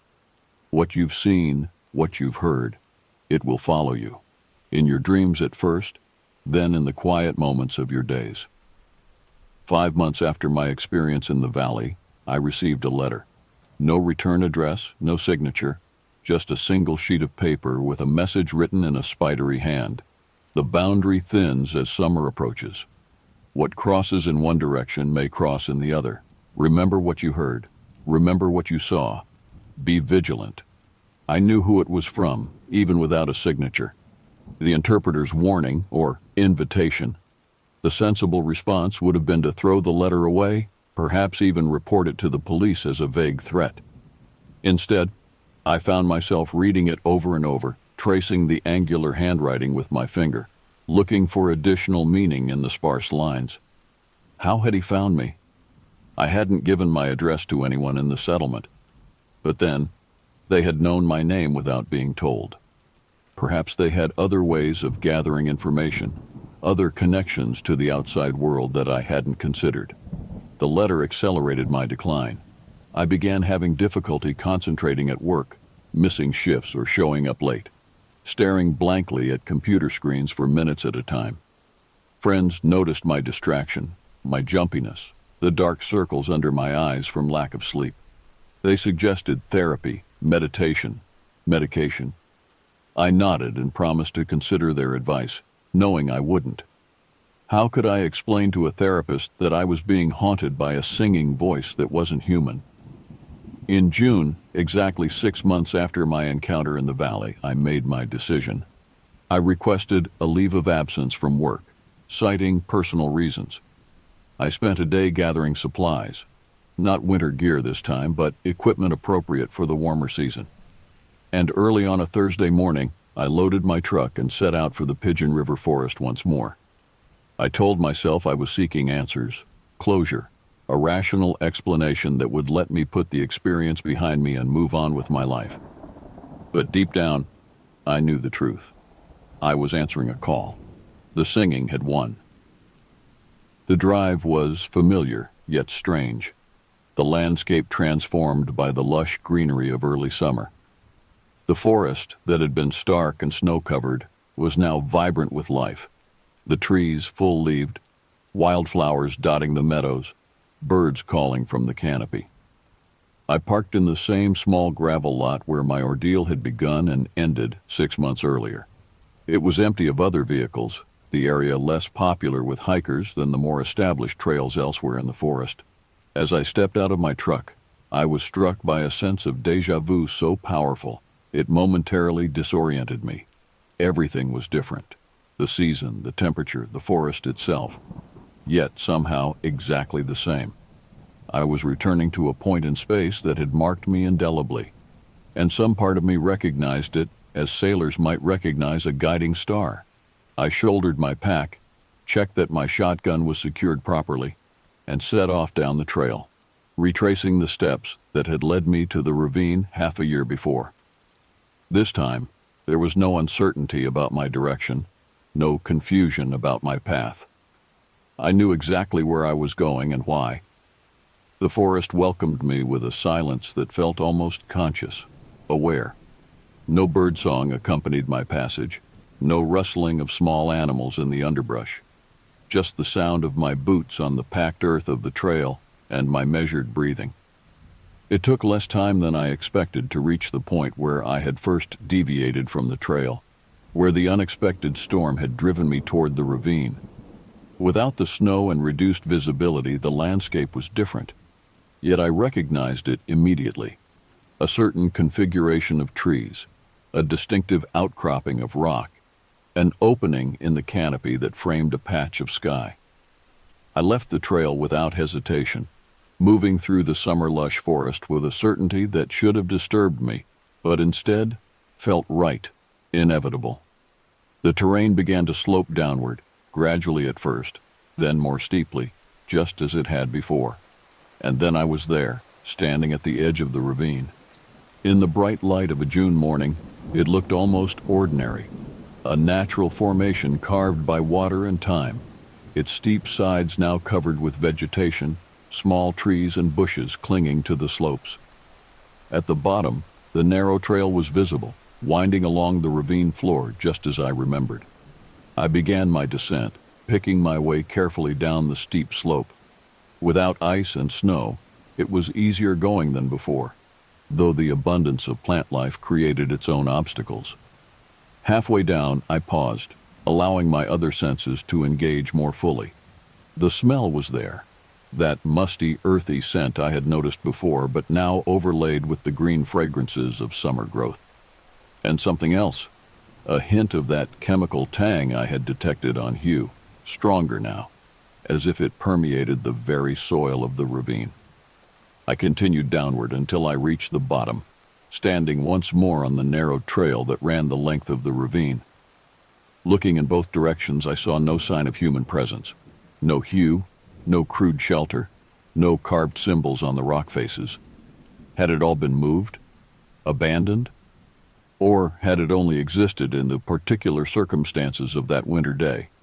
I chose a direction, the same one I had taken before, and began walking along the ravine floor. The walls rose on either side, not as oppressively as they had in winter, when trees and sky had been reduced to a narrow strip above. Now, sunlight filtered down in dappled patterns, creating shifting pools of light and shadow on the path before me. I had walked perhaps half a mile when I heard it, the singing, not distant or fragmentary, as it had been in my dreams and quiet moments back in Lansing, but clear and present, emanating from somewhere further along the ravine. I should have been afraid. I should have turned back, retraced my steps up the slope, and back to the safety of my truck. Instead, I felt a sense of rightness, of pieces falling into place. I had come back for this. I had always been coming back for this. The singing grew louder as I walked, more complex, weaving patterns that seemed almost mathematical in their precision. And for the first time, I understood that it was not just beautiful or enticing. It was a language. The patterns formed words, sentences, meaning. I couldn't translate it, couldn't have repeated or written down what I was hearing. But I understood it on some level below or beyond conscious thought. It was telling a story. The story of this place, of the ravine, of the valley beyond, of what had happened here and what was still happening. The ravine widened ahead, opening into a broader space, a kind of natural amphitheater formed by a curve in the walls and a slight expansion of the floor. And there, in the center of the space, stood the singer. In the full light of day, I could see it clearly, not as the vague, distorted figure I had glimpsed in the twilight 6 months ago, but in its full, impossible detail. It was tall, easily 7 feet, with a body that suggested human form but deviated in subtle, disturbing ways. The proportions were wrong, the joints bent at angles that human anatomy wouldn't permit. Its skin was a mottled pattern of colors that shifted subtly as I watched, like the surface of oil on water.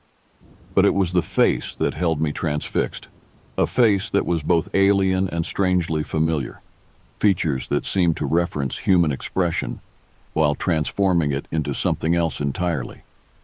The eyes were large, multifaceted, like those of an insect, yet conveying emotion as clearly as any human gaze. They fixed on me with an intelligence that was unmistakable, ancient, and utterly non-human. The singing stopped as we regarded each other across the open space. A silence fell that seemed to extend beyond the ravine, beyond the forest, encompassing everything in a moment of perfect stillness. Then it spoke, not in song this time, but in words I could understand, though the voice was unlike any human speech, resonating in ways that seemed to bypass my ears and vibrate directly in my bones. You have returned, as it was foretold. I found I could speak, though my voice sounded small and inadequate in the wake of its magnificent tones. Foretold by whom? By the patterns, by the confluence, by the thinning of boundaries that allows such meetings. It gestured with a limb that was both arm and not arm, indicating the ravine around us. This place has always been a threshold. Your kind has known this, in ways forgotten and remembered again across your brief spans. What are you? I asked, the question that had haunted me for 6 months finally finding voice. It made a sound that might have been laughter, might have been song, might have been something without human equivalent. I am what waits between, what watches and records and remembers, what was before your kind rose from your cradles of evolution, and what will remain after you have transformed or perished. Are there others like you? There are others, not like me, not precisely. We are individuals, as you would understand the concept, but we share a common nature, a common purpose. And what is that purpose? I found myself stepping closer, drawn by a fascination that overrode caution. To observe, to interact when the boundaries permit, to learn. It tilted its head in a gesture that seemed almost human, almost vulnerable in its curiosity. Your kind is interesting to us, brief but intense, limited but imaginative, confusing in your contradictions. I remembered the interpreter's words. We observe, we document, we prepare. Had he known about these beings, communicated with them? Was that the true purpose of the settlement? Not as a cult, but as a point of contact. A community of human observers matching the non-human ones. The settlement, I said. The people living in the valley. They know about you. Some do. Some merely sense our presence without understanding. Some fear what they cannot comprehend. Others seek knowledge, connection. It made a gesture that somehow conveyed complex emotion. The one you call the interpreter, he has spoken with us many times across the years of his life. A bridge between your understanding and ours. And Hugh, the man in the ravine? A guardian, one who has seen too much perhaps, who has lost the boundaries between your reality and what lies beyond. The being's multifaceted eyes seem to soften. He protects in his way, keeps those who are not ready from crossing thresholds they cannot return from unchanged. I thought of Hugh's gaunt face, his unsettling presence, the way he had seemed both human and not. Had his exposure to these beings, to this place, transformed him? Was that what awaited me if I continued down this path? Why am I here? I asked, the question encompassing more than just my physical presence in the ravine. Why was I allowed to cross? Why did you call me back? You heard the singing, it said simply. Not all of your kind can. Not all who can are able to bear it. You heard and you understood, even if your conscious mind could not interpret. And you returned, not in fear, but in seeking. What do you want from me? The being moved closer, its strange proportions seeming to shift and realign with each step, as if it existed partly in dimensions I couldn't perceive. Nothing you are unwilling to give. Knowledge, perhaps. Exchange. A witnessing. It extended a limb toward me, ending in what was almost a hand, almost fingers, but subtly, disturbingly different. Will you listen to our stories? Will you share your own? Will you be a bridge, as others have been before you? I should have been terrified. I should have fled. Instead, I found myself reaching out, my human hand moving to meet its alien counterpart in a gesture as old as conscious interaction. Yes, I said, the word both surrender and affirmation. I will listen. Our hands met and the singing began again, not just from the being before me, but from all around, as if the ravine itself, the trees, the air, the boundary between worlds, had found voice. And in that moment I understood that I had crossed a threshold from which there was no returning unchanged. I had become part of the valley's story, and it had become part of mine. I still live in Lansing. I still work at the community college library. To all outward appearances, my life continues as it did before. But every few weeks, when the boundaries are thinnest, I return to the ravine, to the valley beyond, to the settlement where the interpreter and his community continue their own form of witnessing and documentation. And I listen to the singing, not with fear now, but with growing comprehension. I learn their stories, their perspectives on a universe far stranger and more complex than human science has yet discovered. And I share our stories in return, our brief, intense, contradictory human experiences that they find so fascinating. Hugh nods to me now when I pass through his domain, a gesture of recognition between those who stand at the threshold between worlds. Sometimes he speaks, sharing observations or warnings in his raspy voice. Sometimes he simply watches, his gaunt face impassive but his eyes knowing. The interpreter calls me his successor, though I'm not sure I'm ready for such a role. But I understand now what draws people to this place, what keeps them here despite the isolation and the strangeness. The knowledge, the connection to something beyond ordinary human experience, is addictive in its profundity. I've begun keeping records of my own, journals filled with what I learn, what I observe, what I experience. Perhaps someday they will help someone else who hears the singing, who feels the call of the valley, who crosses boundaries they didn't know existed. For now, I exist in two worlds, the mundane reality of my daily life and the extraordinary reality of what waits in the ravine. The boundaries between them grow thinner with each visit, each exchange, each song learned and shared. And sometimes, in the quiet moments between, I wonder what Hugh meant when he said I would be changed by my encounter with the valley. I wonder what I am becoming, what transformation is working its way through me with each crossing of the threshold. But when the singing calls, such concerns seem distant, unimportant. There are stories to hear, experiences to share, boundaries to explore, and perhaps someday to transcend. The valley waits, and I answer.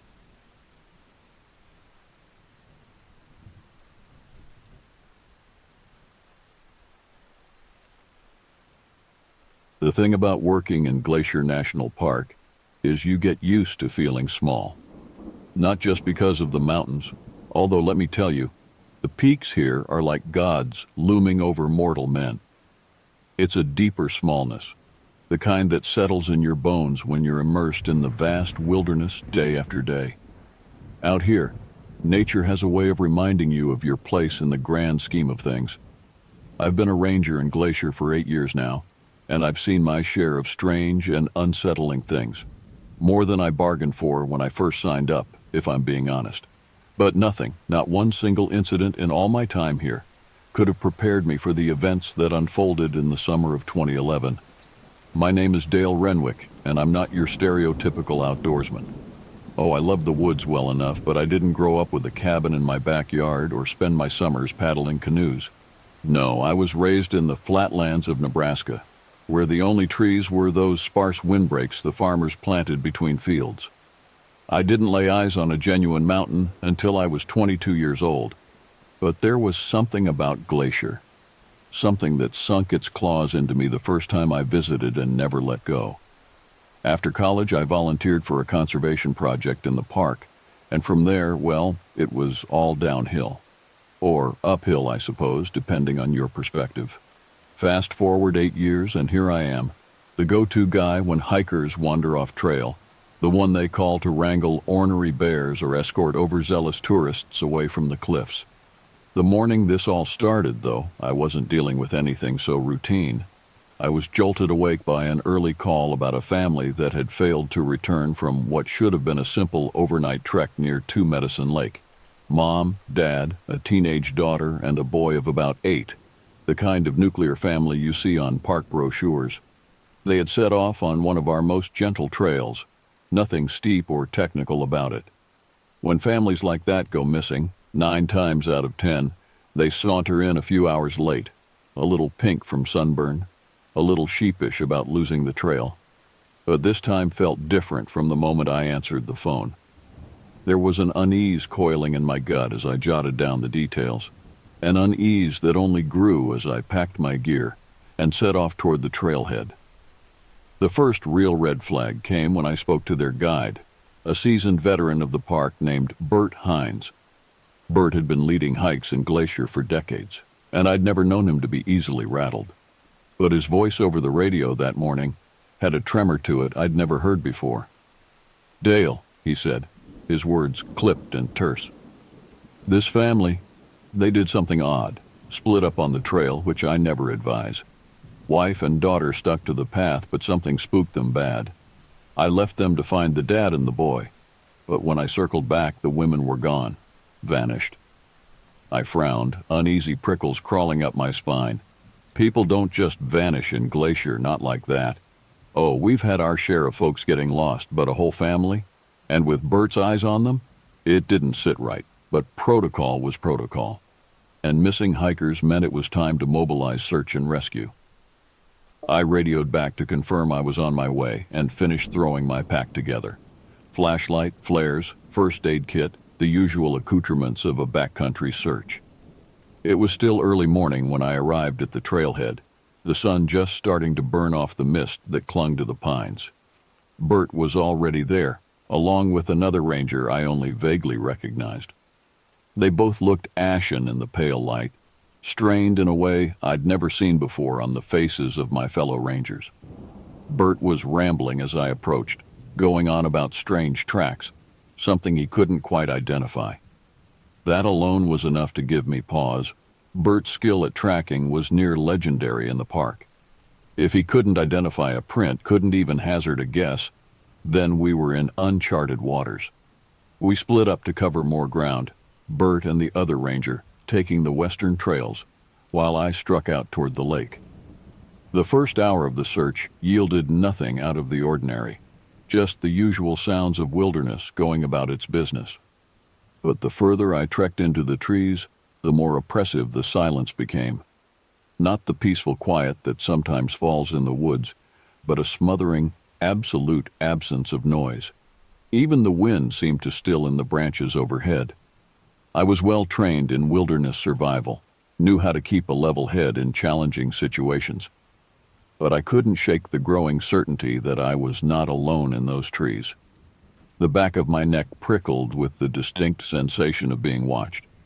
Usually that feeling means you've intruded on a bear's territory or wandered too close to a cougar's hunting grounds. But this felt different, wholly unfamiliar, though I couldn't put my finger on why. I was just about to turn back, to radio Bert and regroup, when I noticed something on the trail ahead of me. I moved closer. squinting in the dappled light. It was a footprint, but not one that belonged to any creature I recognized. It was too large for a wolf, too elongated and narrow for a bear. If I had to put a name to it, I'd say it looked almost human, but stretched and distorted, with claw marks gouging deep into the earth at the toes. The print was strange enough on its own, but what truly unnerved me was the lack of any other sign around it. Just the one track, with no indication of what direction the creature had come from or gone. No broken branches, no disturbances in the undergrowth, like the thing had materialized from thin air, left its mark, and vanished again. I swallowed hard against the sudden dryness in my throat and raised my radio to my lips, intending to call it in. But only static crackled on the other end, the signal choked off by the dense trees. With a muttered curse, I clipped the useless device back to my belt. It looked like I was on my own, at least for the moment. Fighting down a growing sense of dread, I began to follow the track, scanning the forest floor for any further sign.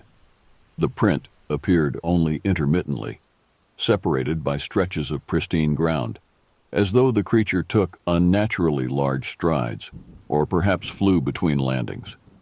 Every instinct I had, every bit of wilderness training told me to turn back, to not pursue this thing alone. But the knowledge of the missing family spurred me forward. If there was even a chance they were still alive, I had to try.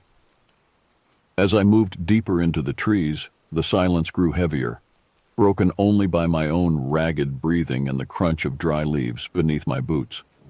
The quality of the light began to change, the golden morning rays filtering down through the leaves taking on a sickly greenish cast. The air felt different too, thick and cloying in my lungs, carrying an unfamiliar stench that I could only describe as rotten vegetation mixed with something sharper and more metallic. Just when I was beginning to think I'd lost the trail entirely, I spotted something ahead, a flash of color in the endless brown and green. I quickened my pace, hope kindling in my chest at the thought that it might be a piece of clothing from one of the missing hikers. But as I drew closer, the object resolved into something that made my step falter and my blood run cold. It was skin, human skin, hanging in tatters from a low-hanging branch. I've seen a lot in my years as a ranger. Nature can be brutal, and I've come across my share of unfortunate souls who met a cruel end in the wilderness. But this was something else entirely. The skin hanging before me was unmistakably human, but it was removed with a precision that seemed almost surgical. No ragged tears, no sign of animal mauling, just a neat, clean strip of flesh swaying in the breeze. I fought down the urge to gag, the taste of bile rising in the back of my throat. With a shaking hand, I pulled out my flashlight and shone the beam up into the branches, dreading what else I might find. And sure enough, caught in the glare of the light, was what remained of a man's torso, the skin peeled away to expose glistening muscle and the stark white of bone. There wasn't enough left for a definitive identification, but deep in my gut, I knew it was the missing father.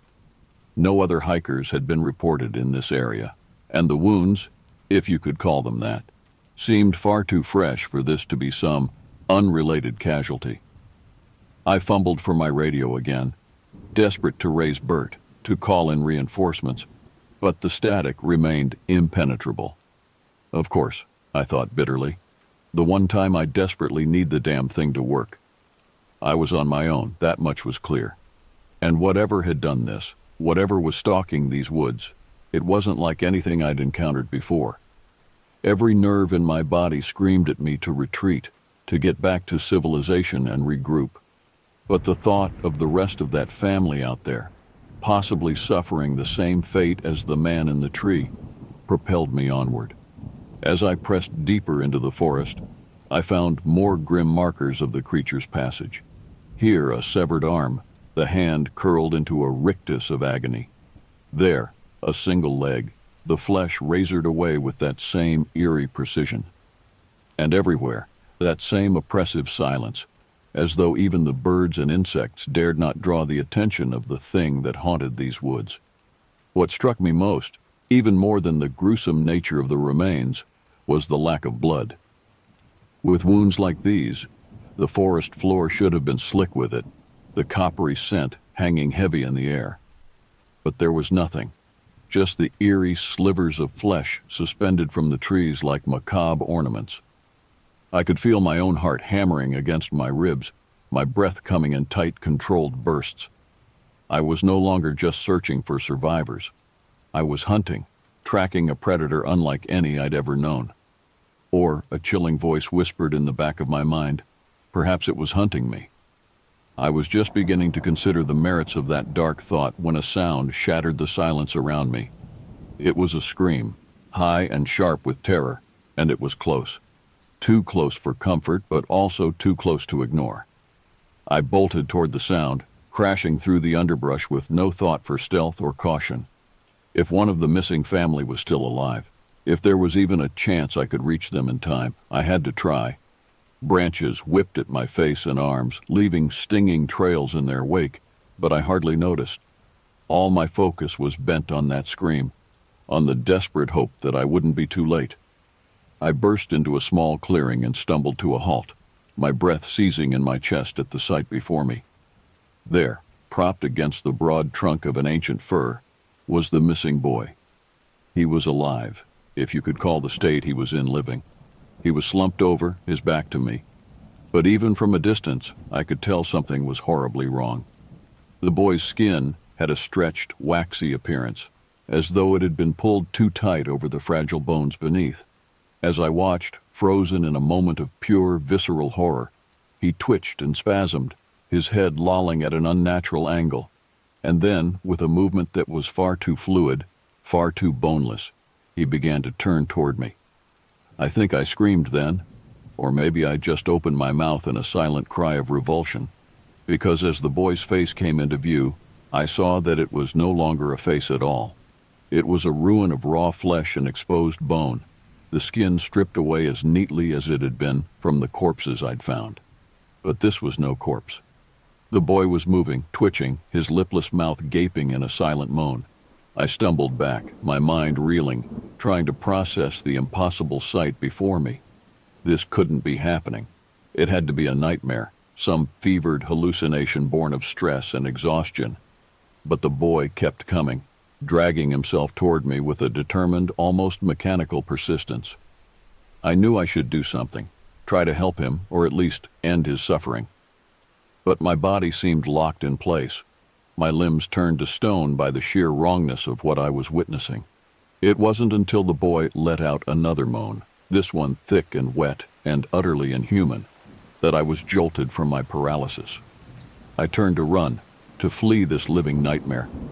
But I had barely taken a step when a sound from behind me froze the blood in my veins. It was a growl, low and guttural, and filled with a malevolence that seemed to resonate in my very bones.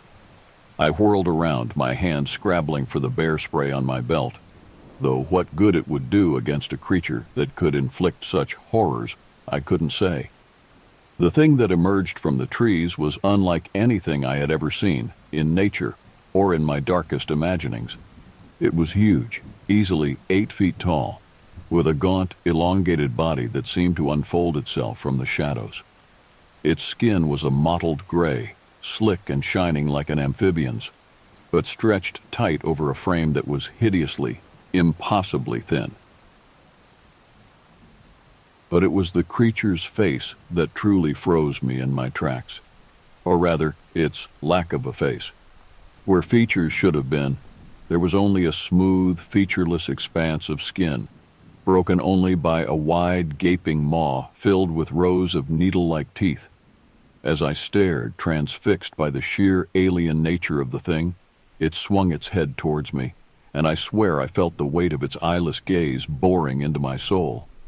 In that moment, I knew with a terrible certainty that I was going to die in those woods. This creature, this thing that defied all natural law, it was going to peel the skin from my bones just as it had done to the unfortunate souls before me. And in some dark, primal corner of my mind, I almost welcomed it, if only as an end to the incomprehensible terror that gripped me. but some stubborn spark of survival instinct refused to be snuffed out. As the creature took a lumbering step toward me, its talons gouging deep furrows in the earth, I did the only thing I could think to do. I turned and ran, crashing blindly through the underbrush in a frantic bid to escape the nightmare snapping at my heels. I ran like I've never run before, with the primal, mindless desperation of a creature pursued by death itself. The forest blurred around me, a smear of greens and browns, the trunks of ancient trees flashing by in a dizzying rush. Branches whipped at my face and arms, leaving stinging welts in their wake, but I hardly felt them. All sensation had narrowed to the burn of my lungs, the pounding of my heart, and the dreadful certainty of the thing behind me. I could hear it crashing through the undergrowth, its long limbs snapping saplings like twigs, its bulk shaking the very earth with each thunderous step. It was gaining on me. I knew it as surely as I'd ever known anything. My puny human speed was nothing compared to the tireless lope of that abomination. And then, just when I thought my straining lungs would burst, when the metallic tang of exhaustion became an almost welcome promise of oblivion, the creature's pursuit suddenly ceased. The crashing faded, the forest settling into an eerie stillness broken only by my ragged gasps. I stumbled to a halt, bracing my hands on my knees as I fought to suck air into my burning lungs. I knew I should keep moving, put as much distance as possible between myself and that thing. But some morbid curiosity, some suicidal need to understand the horrific events unfolding around me, compelled me to look back. The creature was standing at the edge of a small ravine I must have leaped in my blind flight. It was swaying slightly, its elongated head tilting in a disturbingly bird-like fashion. As I watched, hardly daring to breathe, it seemed to scent the air, that fang-filled maw gaping wide. For a moment I was certain it would bound across the ravine and resume its implacable pursuit. But to my endless shock, after a long, tense moment, the thing turned and melted back into the shadows of the trees. Just like that, as suddenly as it had appeared, the creature was gone. I stood there trembling with mingled exhaustion and adrenaline, trying to wrap my mind around what I had just experienced. A part of me, the rational part that had served me well in my years as a ranger, insisted that this had to be some kind of hallucination, a trick of a mind stressed beyond endurance. People didn't just lose their faces, and creatures like the one that had pursued me didn't exist outside of horror movies and fevered nightmares. But another part of me, a deeper, more primal part, knew with a dreadful certainty that what I had seen was real. The pain of the scratches on my arms, the burn in my lungs, the sweat cooling on my brow, these were not the sensations of a dream. And the skin, the awful, empty face of that boy. No, my subconscious wasn't twisted enough to conjure something like that. As my heartbeat gradually slowed and my breathing evened out, I forced myself to confront the reality of my situation. I was deep in the wilderness, miles from any kind of help, with a creature straight out of a nightmare stalking these woods. And God help me, I was the only one who knew about it. I had to get back to the ranger station, had to report what I'd seen, but even as the thought formed, I felt a sinking certainty that it would do no good. Who would believe me? Even I was having trouble accepting the evidence of my own senses. And what could we do? Even if they did take me seriously. This thing, whatever it was, seemed to obey no natural law. Bullets, bear spray, all our usual defenses, seemed laughably inadequate against a being that could strip a man's flesh from his bones without spilling a drop of blood. But I had to try. For the sake of that family, for the sake of anyone else who might wander unknowingly into this creature's territory, I had to do something. With a groan, I pushed myself upright, every muscle screaming in protest. I took a moment to get my bearings, the eerie silence of the forest pressing in around me. I peered into the trees, half expecting to see that eyeless face peering back at me from the shadows. But there was nothing, just the still, watchful presence of the ancient pines. I set off in what I hoped was the direction of the trailhead, my steps heavy with fatigue and dread. I tried to stay alert, to listen for any indication that the creature had resumed its pursuit. But the only sound was my own labored breathing and the crunch of dry leaves beneath my boots. I walked for what felt like hours, the sun crawling across the sky above the dense canopy. At times, I wondered if I was walking in circles, the endless expanse of trees playing tricks on my exhausted mind.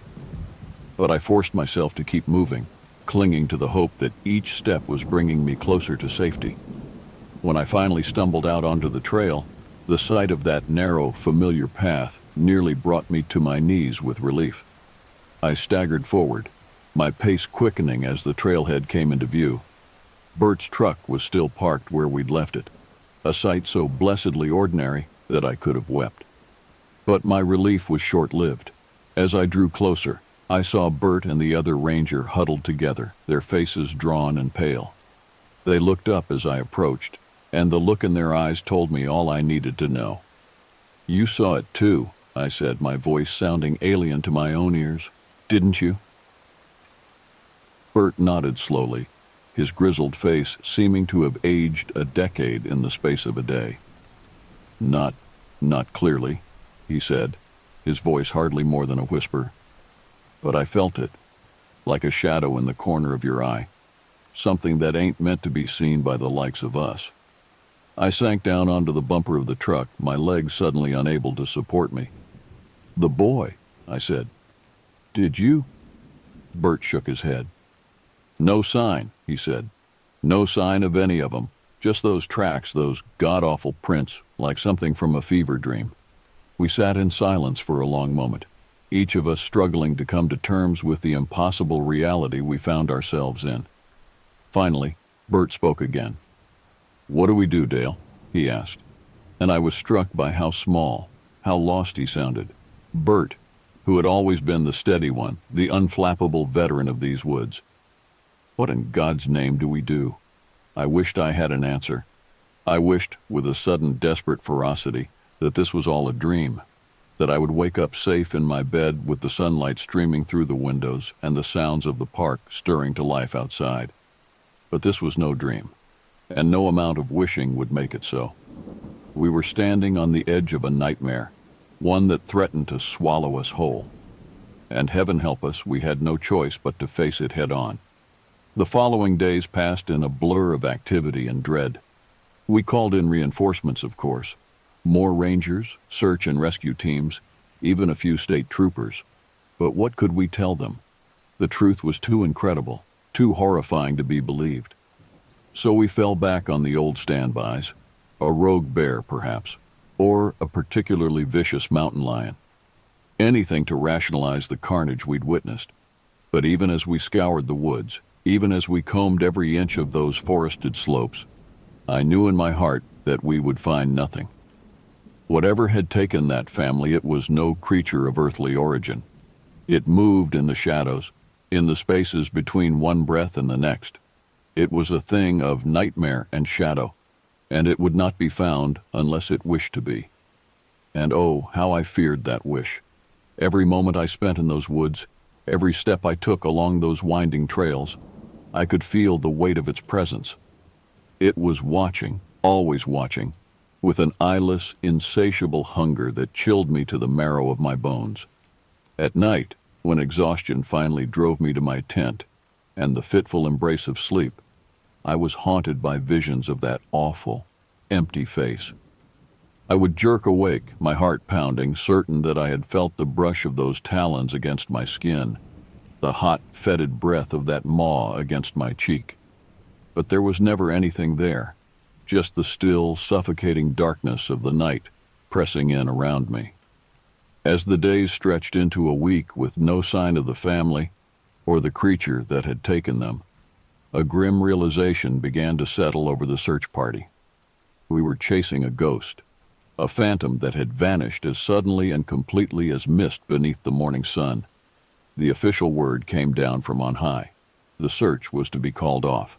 The family presumed dead by misadventure.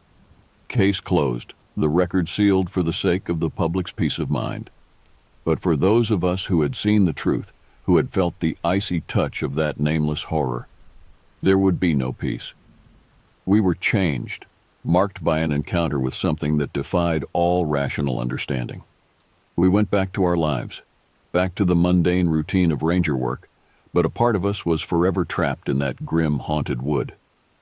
I tried to move on, tried to lose myself in the day-to-day tasks of maintaining the park, but every shadow held a menace now, every rustling branch a whisper of unnatural hunger.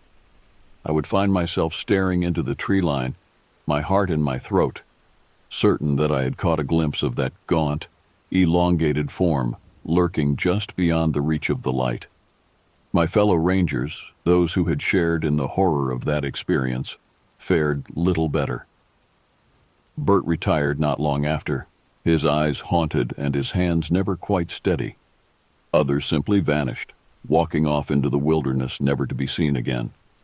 Whether they met a fate similar to that unfortunate family, or simply could not bear the weight of what they had seen, I cannot say. As for me, I clung to my duty like a drowning man to a life raft. The park had been my life, my calling, and I could not imagine abandoning it, even in the face of such unimaginable horror. But I was a changed man, walking through my days with a grim, wary cast to my eyes, forever glancing over my shoulder for a glimpse of that which should not be. It was on one such day, a crisp, clear morning in late autumn, that I found myself once again walking the trails near Two Medicine Lake. The leaves had long since turned, painting the forest in a riot of reds and golds, and the air was sharp with the promise of coming snow. It was a beautiful day, the kind that would have once filled my heart with peace and contentment. But as I walked, I could feel that old, familiar dread creeping up my spine. The forest was too still, too silent, the way it had been on that awful day all those years ago. I found myself straining to hear the slightest sound, the crunch of a leaf or the snap of a twig, anything to break that oppressive, watchful silence.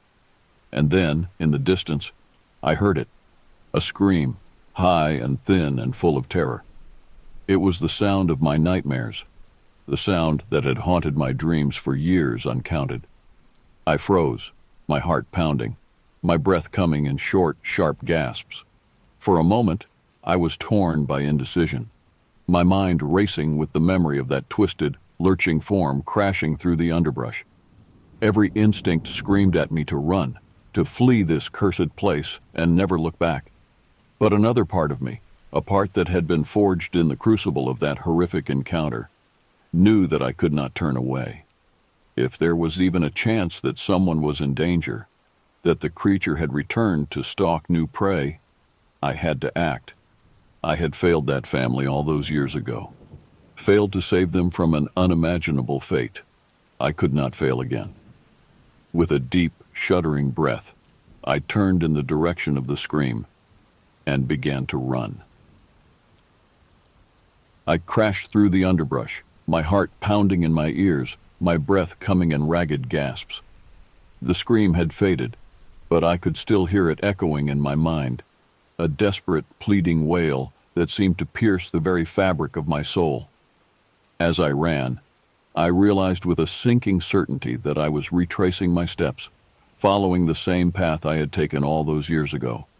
The trees, the contours of the land, even the quality of the light filtering through the leaves. It was all hauntingly, dreadfully familiar. And then, just as I was beginning to wonder if I had imagined the scream, if this was all some cruel trick of my haunted mind, I saw it. A flash of color in the trees ahead, a stark contrast to the muted greens and browns of the forest floor. I stumbled to a halt, my breath catching in my throat. There, just visible in a shaft of sunlight that had broken through the canopy, was a scrap of fabric.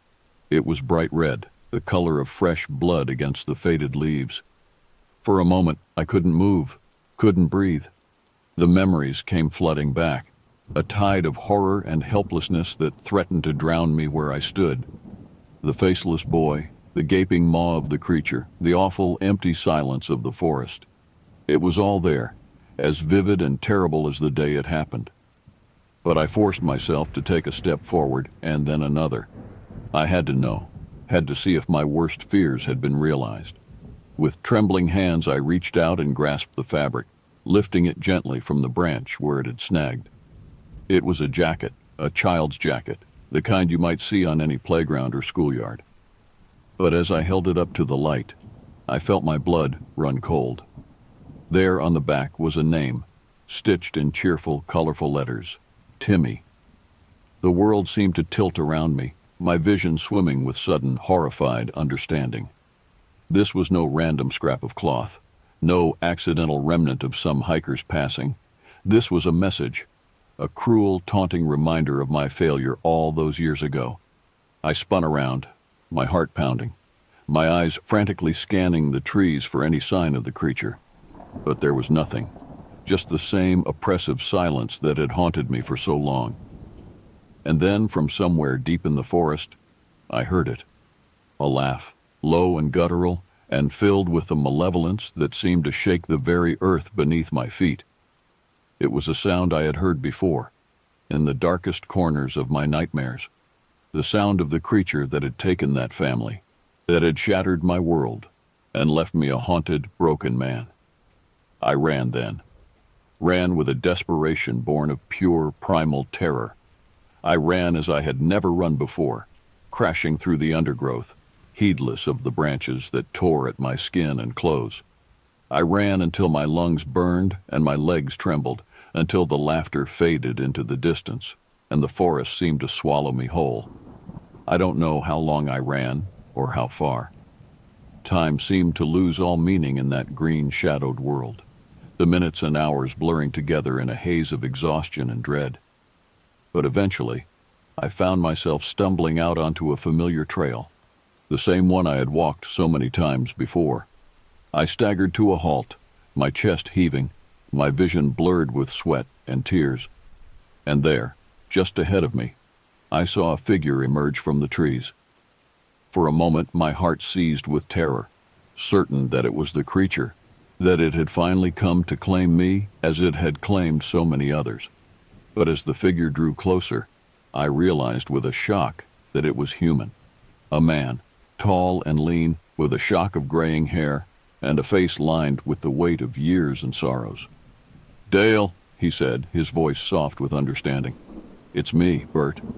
I stared at him, my mind struggling to process this sudden intrusion of normalcy into my nightmare world. "Bert," I whispered, my voice cracking. What are you doing here?" He smiled, a sad, weary smile that seemed to hold the weight of all the years between us. "I had a feeling," he said simply, "a feeling that you might need a friend." I felt something break inside me then, a dam of pent-up emotion and trauma that had been building for longer than I cared to remember. I stumbled forward, my legs giving way, and Bert caught me, his arm strong and steady around my shoulders. We stood there for a long time, two old friends united by a shared horror, a shared understanding of the darkness that lurked just beyond the edge of the light. And in that moment, I felt a flicker of something I hadn't felt in years. Hope. Not hope that the creature was gone, or that the nightmares would ever truly fade, but hope that I wasn't alone, that there were others who understood, who had seen the face of true horror and lived to tell the tale. As Bert helped me back to the ranger station, my steps slow and faltering, I knew that my life would never be the same. I was a marked man, forever changed by my brush with the unspeakable. But I also knew that I had a duty, a responsibility to those who walked these trails unaware of the horrors that lurked in the shadows. I would be their watchman, their guardian against the darkness. And though I knew I could never truly defeat the creature that haunted these woods, I could at least ensure that no one else would suffer the same fate as that unfortunate family. It was a heavy burden, a lonely vigil, but it was one I would bear gladly, for the sake of all those who sought solace and beauty in the wild places of the world. And perhaps in some small way, it would bring a measure of peace to the restless ghosts that haunted my dreams, and to the faceless boy who had never had the chance to grow up.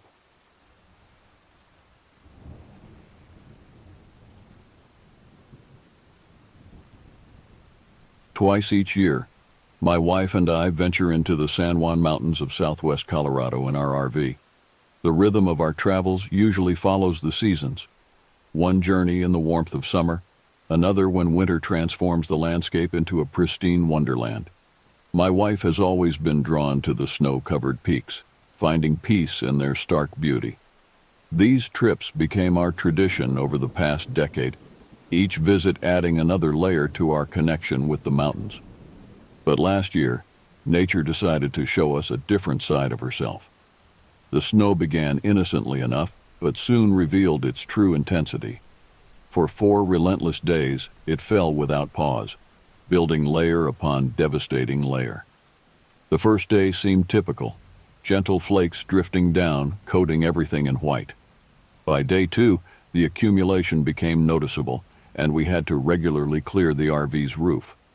The third day brought winds that whipped the snow into stinging clouds, forcing us to shelter inside. On the fourth day, the world outside became a blur of white, with visibility dropping to mere feet. By the fifth day, we witnessed nature's raw power as avalanches descended around us with frightening regularity. The landscape had already been scarred. The previous winter's massive slides had stripped entire hillsides bare of trees, while summer wildfires had scorched through our usual camping areas. We'd seen the damage during our summer visit, but hadn't fully grasped how it would affect winter conditions. The mountainsides that once stood strong and green now exposed bare rock and burned stumps, like wounds that hadn't yet healed. The barren slopes, now stripped of their natural anchors, couldn't hold the mounting snow. What was once solid ground transformed into unstable rivers of ice and snow, flowing with terrible force. We watched from our RV window as the first slide came down, a distant rumble growing into a thunderous roar.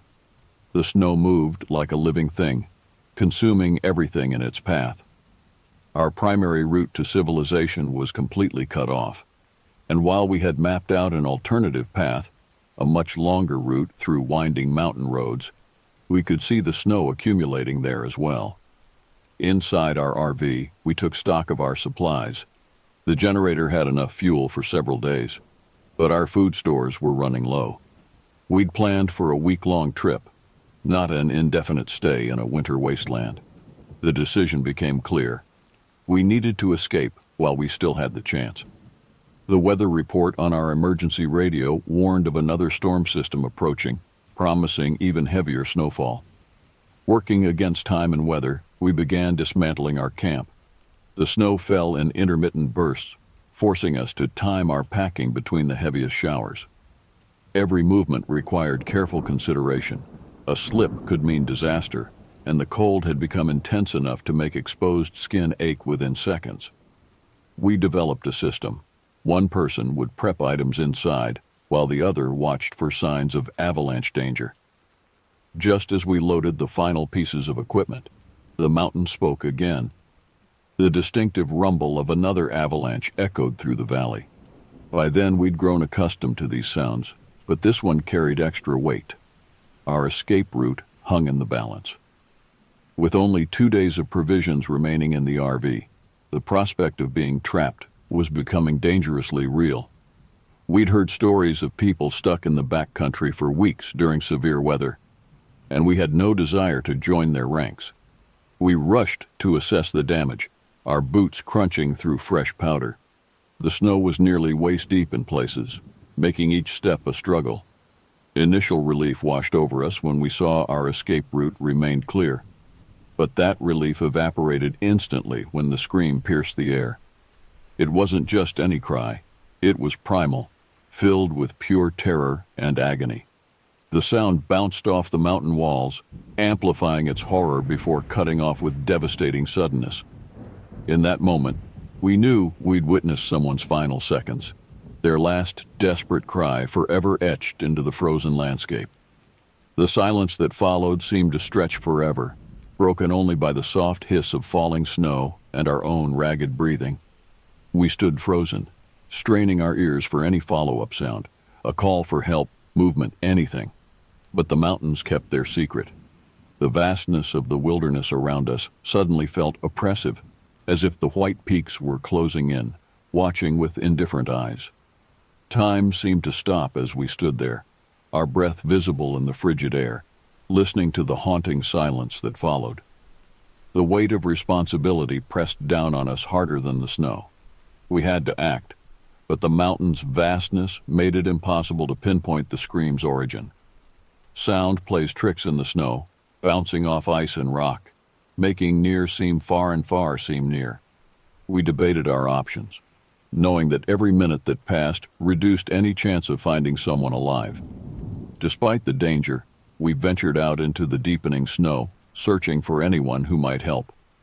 The cold bit through our layers of winter gear, and the wind had picked up again, driving ice crystals into any exposed skin. We moved carefully, conscious that the very ground beneath our feet could give way at any moment.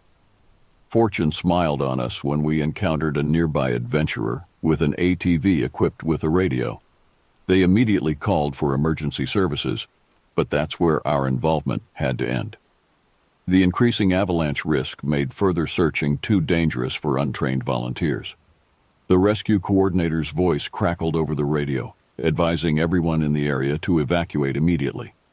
They explained that conditions were deteriorating rapidly and more storms were approaching. Professional search and rescue teams were being mobilized, but they needed the area clear of civilians to work effectively. With heavy hearts, we made our way back to our RV. Once professional help was mobilized, we made the difficult decision to leave. The drive home along I-70 revealed the storm's true scope. The usually familiar Glenwood Canyon had become an alien landscape. The road wound through towering walls of rock and ice, with massive icicles hanging like nature's sword of Damocles above us. We later learned that barely 45 minutes after we passed through, a massive avalanche tore through the area with unprecedented force. The power of this slide was beyond comprehension. It actually altered the Colorado River's course, as if nature herself was redrawing the map. Entire sections of the highway vanished beneath tons of snow and debris, erased as easily as pencil marks from paper. Concrete barriers designed to withstand tremendous forces were snapped like twigs. The destruction transformed familiar landmarks into unrecognizable masses of white and gray, creating an apocalyptic scene that seemed more fitting for a disaster film than our regular camping route. We watched the news reports for days afterward, hoping to learn what had happened to the person behind that scream. But if any bodies were recovered, the information was never made public. Perhaps the mountains chose to keep that secret, adding it to their centuries of untold stories. The uncertainty haunted us more than confirmation would have. Imagination filled in the blanks with countless scenarios, each more terrible than the last. Looking back, that trip served as a humbling reminder of humanity's place in the natural world. The mountains, which had always provided us with solace and adventure, revealed their indifferent power. They showed us how quickly comfort can turn to danger, how thin the line is between enjoyment and survival. We learned that the wilderness doesn't care about human plans or preparations. It operates on its own ancient rhythms, unchanging and unforgiving. Spring has returned to the San Juans now, and most traces of that terrible winter have melted away. The scorched earth is beginning to show signs of new growth, and the avalanche paths are slowly being reclaimed by vegetation. But the memory remains vivid, especially that scream. It surfaces in quiet moments, carrying with it the weight of nature's awesome force. The experience fundamentally changed our relationship with the mountains. We still return, drawn by their majesty, but now we carry a deeper understanding of their dual nature, beautiful yet potentially lethal, inviting yet ultimately wild. Each trip now begins with meticulous preparation, extra supplies, and carefully studied weather reports. We've learned to read the snow with new eyes, to listen more carefully to the mountain's warnings. We've installed additional safety equipment in our RV and taken advanced winter survival courses. That winter taught us that respect for nature isn't just about appreciation. It's about understanding our own limitations in the face of something far greater than ourselves. The mountains remain our sanctuary, but now we approach them with the caution and reverence they deserve. We've learned to watch for subtle signs of danger, the way snow crystals form, the changing patterns of wind on the peaks, the different types of silence that can signal either peace or imminent danger. Our love for the wilderness hasn't diminished, but it's matured into something more complex, more aware. Sometimes, on clear winter nights in the mountains, when the stars shine with impossible brightness and the snow reflects their light, we remember that day. The memory serves not to frighten us, but to remind us of our place in this vast landscape. The mountains stand as they have for millions of years, indifferent to our presence, neither malevolent nor benevolent, simply there, in all their magnificent, dangerous beauty. And we continue to visit them, now wiser, more prepared, and infinitely more respectful of their power.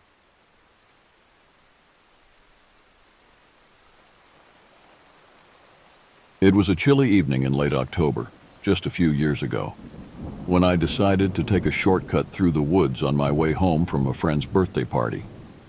The celebration had been held at a grill hut deep in the forest near our village, a typical spot for gatherings like this, as we always enjoyed the peace and quiet of the woods. The night had been filled with laughter and the lingering aroma of grilled meat, which still hung in the cool air as I bid my farewells and set off towards home. There are two ways to get back to the village from the grill hut. The first is the main road, a bit longer but well lit and safe. The second is a narrow, dark forest path that cuts directly through the dense woods. It's a much shorter route, and honestly, I've taken it countless times since I was a kid. I've always felt comfortable in those woods, never once questioning my safety. That night, I didn't hesitate in choosing the forest path. As I left the warm glow of the hut's lights behind, the darkness of the woods engulfed me completely.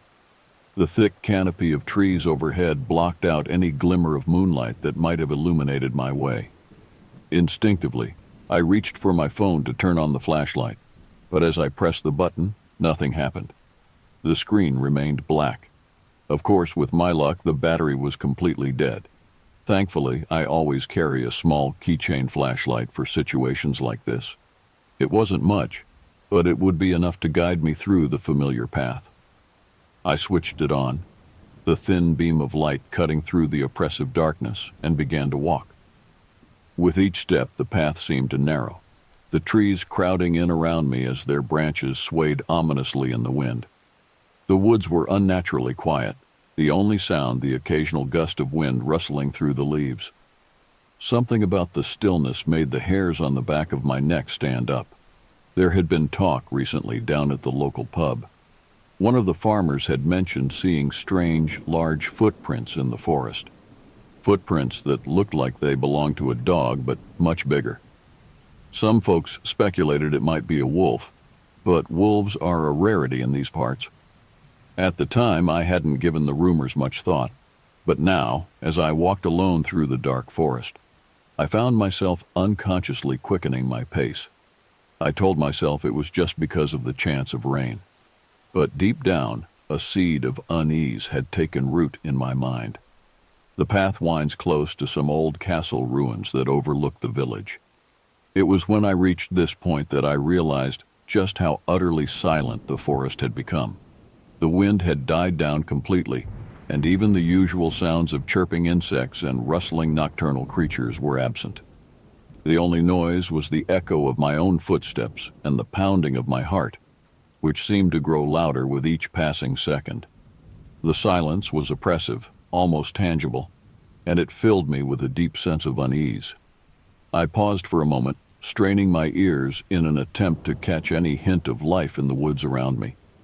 But there was nothing, not even the distant hooting of an owl or the scurrying of small animals in the underbrush. The stillness was absolute. And yet, despite the lack of any discernible sound or movement, I couldn't shake the disturbing feeling that I was not alone out here. The sensation of being watched crawled over my skin, making my flesh prickle with goosebumps that had nothing to do with the chilly night air. Slowly, I swung my flashlight around, the meager beam straining to penetrate the thick veil of darkness that pressed in from all sides. I desperately hoped to catch a glimpse of something, anything, that might explain this growing sense of dread. But the light was too weak, barely illuminating the path directly in front of me. And then, just as I was about to give up and hurry on my way, I saw it. At the very edge of my flashlight's reach, two small points of light glowed in the darkness, like twin embers burning in the void. At first, I could only stare, my mind struggling to process what I was seeing. Logic told me that it had to be the eyes of an animal, a deer, perhaps, or even a wild boar. Such creatures were common in these woods after all. But even as I tried to rationalize it, a cold, sinking feeling in the pit of my stomach whispered that this was something different, something unnatural. Summoning my courage, I shouted into the night, hoping to scare off whatever creature was lurking out there in the shadows. "Get out of here!" My voice sounded small and thin, swallowed up by the oppressive silence of the forest. But it was enough to break the spell of fear that had momentarily paralyzed me. I expected the glowing eyes to blink, to turn away and vanish into the undergrowth as any normal animal would. But they didn't. They remained fixed on me, unblinking and unwavering, staring with an intensity that seemed to pierce right through to my very soul. My heartbeat quickened, thundering against my ribs like a caged bird desperate to escape. A tingling sense of terror crept up my spine, sending a shudder through my body. I groped blindly on the ground near my feet until my fingers closed around a small, rough object, a rock. Grasping it tightly, I drew back my arm and hurled it with all my strength towards those glowing eyes. I held my breath, waiting for the sound of the rock crashing through the brush, for the eyes to vanish as the creature fled. But there was nothing. No sound of the rock striking anything solid. No rustling of something large moving through the trees. And the eyes remained exactly where they were, unmoving, unblinking, still watching me with that same unnerving intensity. It was as if I had thrown that rock into a void, and it had simply vanished into the ether. That was the moment when the cold tendrils of real fear took hold of me. Whatever this thing was, it was not afraid of me. It was not intimidated by my presence or my feeble attempts to scare it off. If anything, I had the distinct and chilling impression that it was toying with me, like a predator sizing up its prey before moving in for the kill. My hands began to shake uncontrollably as panic took over. I tried to pick up another rock, desperate for anything that might serve as a weapon or a deterrent. But my trembling fingers failed me, and the rock slipped from my grasp, clattering to the ground with a noise that sounded deafening in the unnatural silence of the woods. That small sound was enough to snap me out of my paralysis. Without conscious thought, my body moved of its own accord. I turned and ran, fueled by a primal instinct for survival that overrode any semblance of rational thought. I sprinted down the path, my flashlight bouncing wildly in my hand, the thin beam of light barely keeping me from stumbling over the uneven ground. Branches whipped at my face and snagged at my clothing as I plunged headlong through the undergrowth, heedless of the small cuts and scratches they left behind. All I could think about was getting away, putting as much distance as possible between myself and those glowing, watchful eyes. My lungs burned and my legs ached as I pushed myself harder than I ever had before, driven by the certainty that if I faltered, if I slowed down for even a second, whatever was behind me would pounce, and I would be lost. I don't know how long I ran or how far. Time seemed to lose all meaning in that headlong flight through the night-shrouded forest. All I know is that I didn't stop, didn't allow myself to slow down, until I saw the first street lamp glowing up ahead, a beacon of safety and civilization guiding me out of the nightmare. Gasping for breath, my lungs searing with each desperate gulp of air, I stumbled to a halt beneath the reassuring glow of the street lamp. My legs felt rubbery beneath me, threatening to give out at any moment, and my heart was pounding so hard I thought it might burst right out of my chest. But even through the haze of exhaustion and residual terror, I knew I had to look back. I had to know if it was still there, if it had followed me out of the woods. Slowly, I turned around, my gaze trembling as it swept over the dark tree line behind me. But there was nothing there. The forest was as still and silent as it had been before, the darkness impenetrable beyond the reach of the street lamp's glow. Whatever had been watching me, whatever those glowing eyes belonged to, it was gone now. Or at least, it had chosen not to reveal itself. I stood there for a long time, my chest heaving as I struggled to catch my breath and slow the frantic pounding of my heart. I tried to make sense of what had just happened, to rationalize the sheer primal terror that had gripped me in those woods. But no matter how I turned it over in my mind, I couldn't come up with a logical explanation. The eyes had been too high off the ground to belong to any normal animal, too steady and unblinking to be anything I had ever encountered before. And the way they had watched me, the way they had seemed to stare right into my soul, it was like nothing I had ever experienced. It was as if, in that moment, I had been face to face with something that defied the natural order, something that didn't belong in this world. As I stood there, lost in those chilling thoughts, the first drops of rain began to fall from the sky. The cold wetness on my skin helped to ground me, to bring me back to reality after the surreal nightmare of my flight through the forest. But even as the rain picked up, drenching my hair and clothes, I couldn't shake the image of those glowing eyes from my mind. I stared into the darkness between the trees, half expecting to see them appear again, to watch that unnatural gaze emerge from the shadows and fix upon me once more. But there was nothing, only the steady patter of the rain and the soft rustling of the wind through the leaves.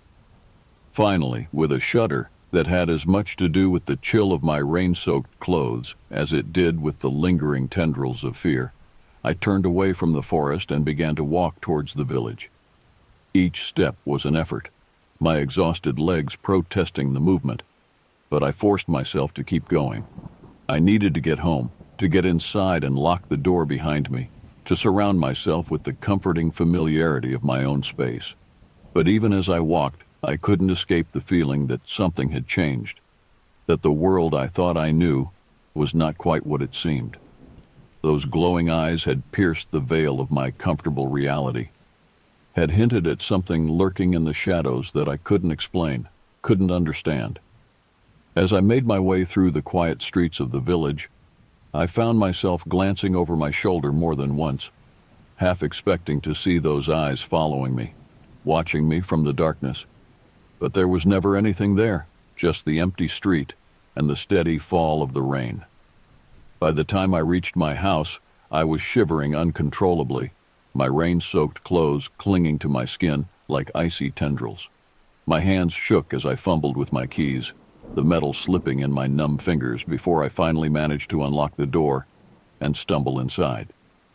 The familiar warmth and light of my home enveloped me, but even as I closed and locked the door behind me, I couldn't shake the feeling of unease that had settled over me like a shroud.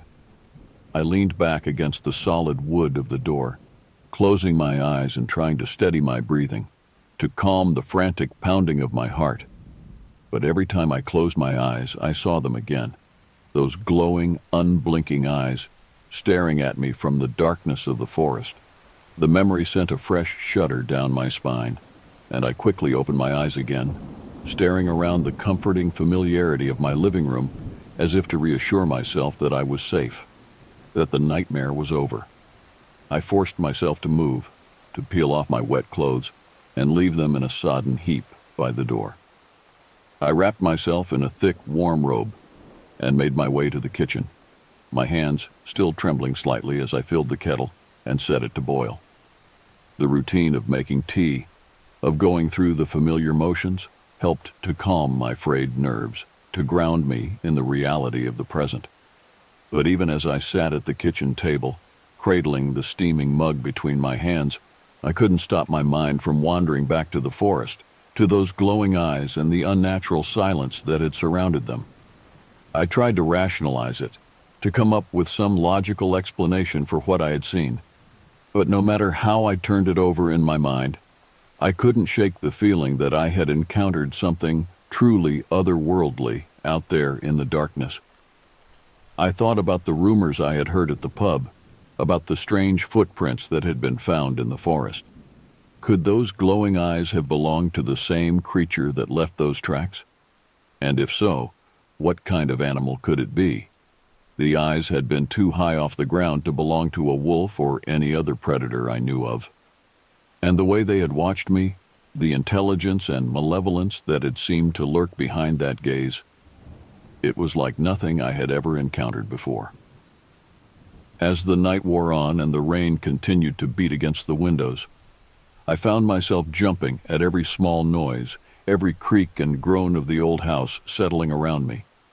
I couldn't shake the feeling that something was out there, watching me still, waiting for the moment when I would let my guard down. Finally, I forced myself to go to bed, to try and get some rest, despite the fear that still thrummed through my veins. But even as I lay there in the darkness, staring up at the ceiling, I couldn't escape the memory of those eyes. They seemed to hover in the shadows of my room, watching me, waiting for me to fall asleep so that they could emerge from the darkness and claim me as their own. It was a long, sleepless night, filled with tossing and turning, and the constant, gnawing fear that something was lurking just beyond the edge of my perception. And when morning finally came, pale and wan through the rain-streaked windows, I felt as if I had aged a decade in the span of a few short hours. The days that followed were a blur of exhaustion and unease. I went through the motions of my daily life, but my mind was never far from the forest, from the memory of those glowing eyes, and the unnatural silence that had surrounded them. I found myself jumping at shadows, my heart racing at the slightest unexpected noise. It was as if that one moment of terror had shattered my sense of safety, had made me realize how fragile the illusion of security really was. I tried to tell myself that it was just my imagination, that the stress and the darkness and the strange rumors had combined to play tricks on my mind. But no matter how much I tried to rationalize it, I couldn't shake the feeling that what I had seen was real, that there was something out there in the forest that defied explanation. I found myself avoiding the woods, taking the long way around whenever I had to leave the village. Even the thought of stepping foot on that narrow path again filled me with a sickening sense of dread. I knew that it was irrational, that whatever I had seen that night couldn't possibly be waiting for me, watching for me to return. But the fear was too deep, too visceral to ignore. As the days turned into weeks, I started to hear other stories. Whispered rumors passed from neighbor to neighbor. People spoke of strange noises in the night, of the feeling of being watched when they were alone in their homes. Some even claimed to have seen something lurking in the shadows, something large and dark and vaguely canine in shape. But whenever I tried to press for more details, people would grow quiet, their eyes darting away as if they were afraid to speak the words out loud. It was as if the entire village was gripped by the same unspoken fear, the same sense that something dark and unnatural had taken up residence in the forest that bordered our homes. I couldn't help but wonder if I was the only one who had seen those glowing eyes, the only one who had come face to face with the creature that lurked in the darkness. But even if I was, I knew that I couldn't keep silent forever. I had to tell someone, had to share the burden of what I had seen before it drove me mad. And so, on a gray and overcast day, I found myself sitting in the village pub, my hands wrapped around a pint of ale, as I stared into the depths of the amber liquid. The pub was nearly empty, just a few old-timers nursing their drinks in the corners, and the bartender wiping down the counter with a practiced hand. I took a deep breath, steeling myself for the conversation to come, and then, with a voice that shook only slightly, I began to speak. "I saw something in the forest," I said, my words sounding hollow and small in the quiet of the pub. Something that shouldn't be there. Something unnatural. The bartender paused in his cleaning, his eyes meeting mine with a look of wary understanding. You too? The bartender's words hung in the air between us, a confirmation of my deepest fears. I felt a chill run through me, a sense of dread that had nothing to do with the cool dampness of the day outside. What do you mean, you too? I asked, my voice barely above a whisper. Have you seen it? The bartender glanced around the pub, as if to make sure that no one was listening. Then he leaned in closer, his voice low and urgent. Not me, he said, but others have. They've come in here just like you, with that same look in their eyes, that same fear. They've seen something out there in the woods, something that doesn't belong. I felt a surge of relief wash over me, a sense that I wasn't alone, that I wasn't losing my mind. But it was quickly followed by a renewed sense of terror, a realization that the creature from the forest was real, and that it was still out there, watching and waiting. What is it? I asked, my voice trembling. What have they seen? The bartender shook his head. No one knows for sure. Some say it's a wolf, but bigger and meaner than any wolf has a right to be. Others say it's something else entirely, something that doesn't belong in this world. He paused, his eyes distant as if he were seeing something that only he could perceive. There are old stories, he said finally. Stories that have been passed down through generations. Stories of creatures that lurk in the shadows, waiting to prey on the unwary. Some say they're the spirits of the forest, angry at the encroachment of man. Others say they're something else entirely, something that has always been here, watching and waiting. I felt a shiver run down my spine at his words, a sense of ancient, primal fear that seemed to reach up from the depths of my being. I had always scoffed at such stories, dismissing them as the superstitious ramblings of a bygone age. But now, with the memory of those glowing eyes still fresh in my mind, I couldn't help but wonder if there was some truth to them after all. What do we do? I asked, my voice small and lost in the quiet of the pub. How do we stop it? The bartender shook his head again. I don't know, he said. No one does. All we can do is be careful and hope that it stays in the forest where it belongs. The bartender shook his head again. I don't know, he said. No one does. All we can do is be careful and hope that it stays in the forest where it belongs. I nodded, my throat tight with fear and uncertainty. I knew that I couldn't hide forever, that I would have to face my fears eventually. But for now, the thought of venturing back into those woods, of coming face to face with those glowing eyes again, was more than I could bear. I finished my drink in silence, the weight of the bartender's words hanging heavy on my shoulders. And then, with a final nod of thanks, I stepped out into the gray and drizzling day, my mind churning with the implications of what I had learned.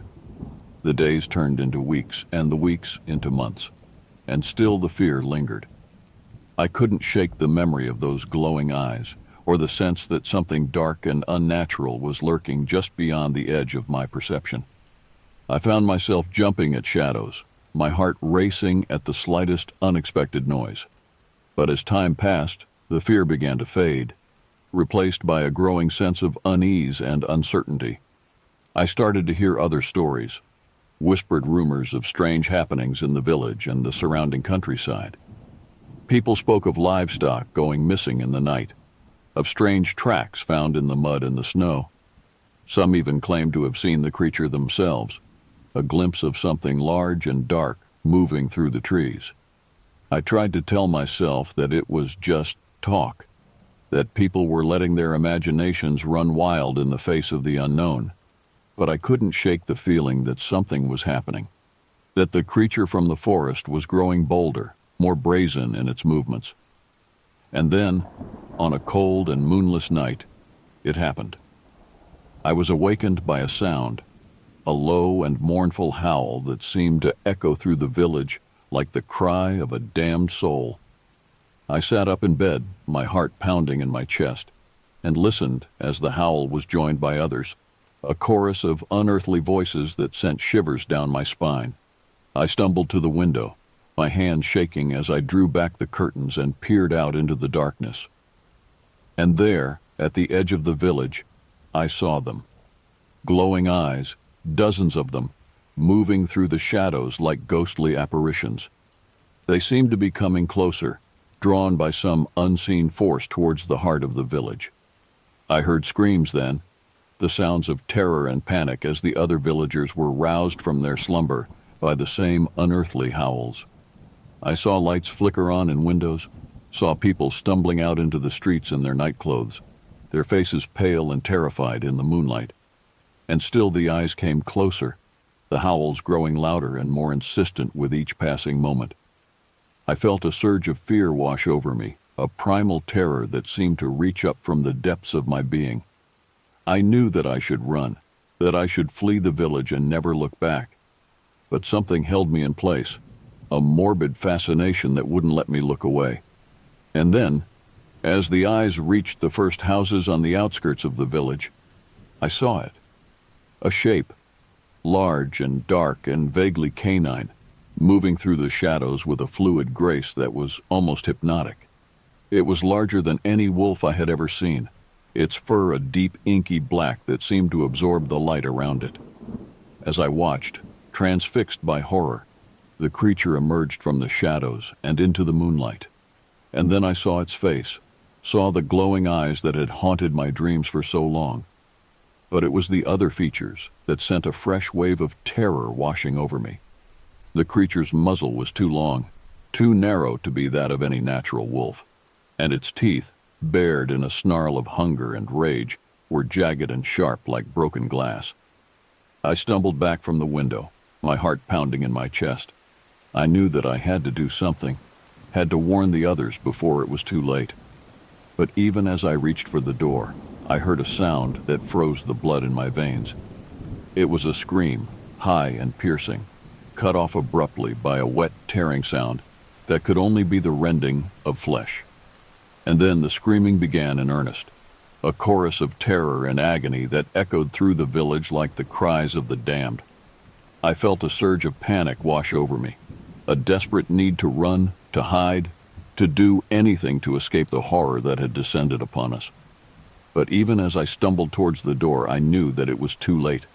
The creature was here, in the village, and there was nowhere left to run. All I could do was pray that my end would be quick, and that the darkness would take me before I had to witness the full extent of the horror that had been unleashed upon us. In the end, it was the silence that was the most unnerving. After the initial chaos and carnage, after the screams had faded and the snarls had quieted, an eerie stillness settled over the village. It was as if the world itself was holding its breath, waiting to see what fresh horrors the night would bring. I huddled in my house, too terrified to move, too numb with shock to even cry. I could hear the sounds of movement outside, the soft padding of paws on the cobblestones, the occasional crunch of bone and gristle. I knew that the creatures were still out there, still hunting, still feeding on the remains of my friends and neighbors. As the night wore on, I found myself slipping into a kind of waking nightmare, my mind replaying the horrors I had witnessed over and over again. I saw the glowing eyes, the jagged teeth, the blood-soaked fur. I heard the screams, the tearing of flesh, the wet, gnashing sounds of feeding. And through it all, one thought kept echoing in my mind, a question that I couldn't shake no matter how hard I tried. What had brought these creatures here? What had drawn them to our village, to our homes and our loved ones? Was it something we had done, some sin or transgression that had brought this horror down upon us? Or was it something else, something older and darker and more primal than anything we could imagine? Had we simply been unlucky enough to catch the attention of something that had always been there, lurking in the shadows, waiting for the right moment to strike? I didn't know. And as the hours dragged on and the night grew deeper, I began to realize that I probably never would. All I could do was sit there in the darkness, listening to the sounds of the creatures outside and waiting for the end to come. And when it did, When the door to my house finally splintered and the glowing eyes appeared in the shadows, I didn't even try to fight. I simply closed my eyes and let the darkness take me, grateful for the release from the nightmare that had become my reality. In the end, there were no survivors, no witnesses to the horror that had befallen our village.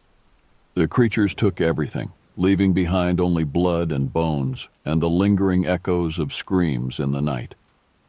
And as the sun rose over the empty streets and the abandoned houses, it was as if we had never been there at all, as if the village itself had simply vanished into the mists of time. But I know the truth, even if no one else ever will. I know what lurks in the shadows, what watches and waits for the unwary to stumble into its grasp. And I know that it is still out there, still hungry, still waiting for its next victim. For in the end, the forest will always win, and the creatures that call it home will always be there, watching and waiting for the right moment to strike. And may God have mercy on anyone unfortunate enough to catch their eye.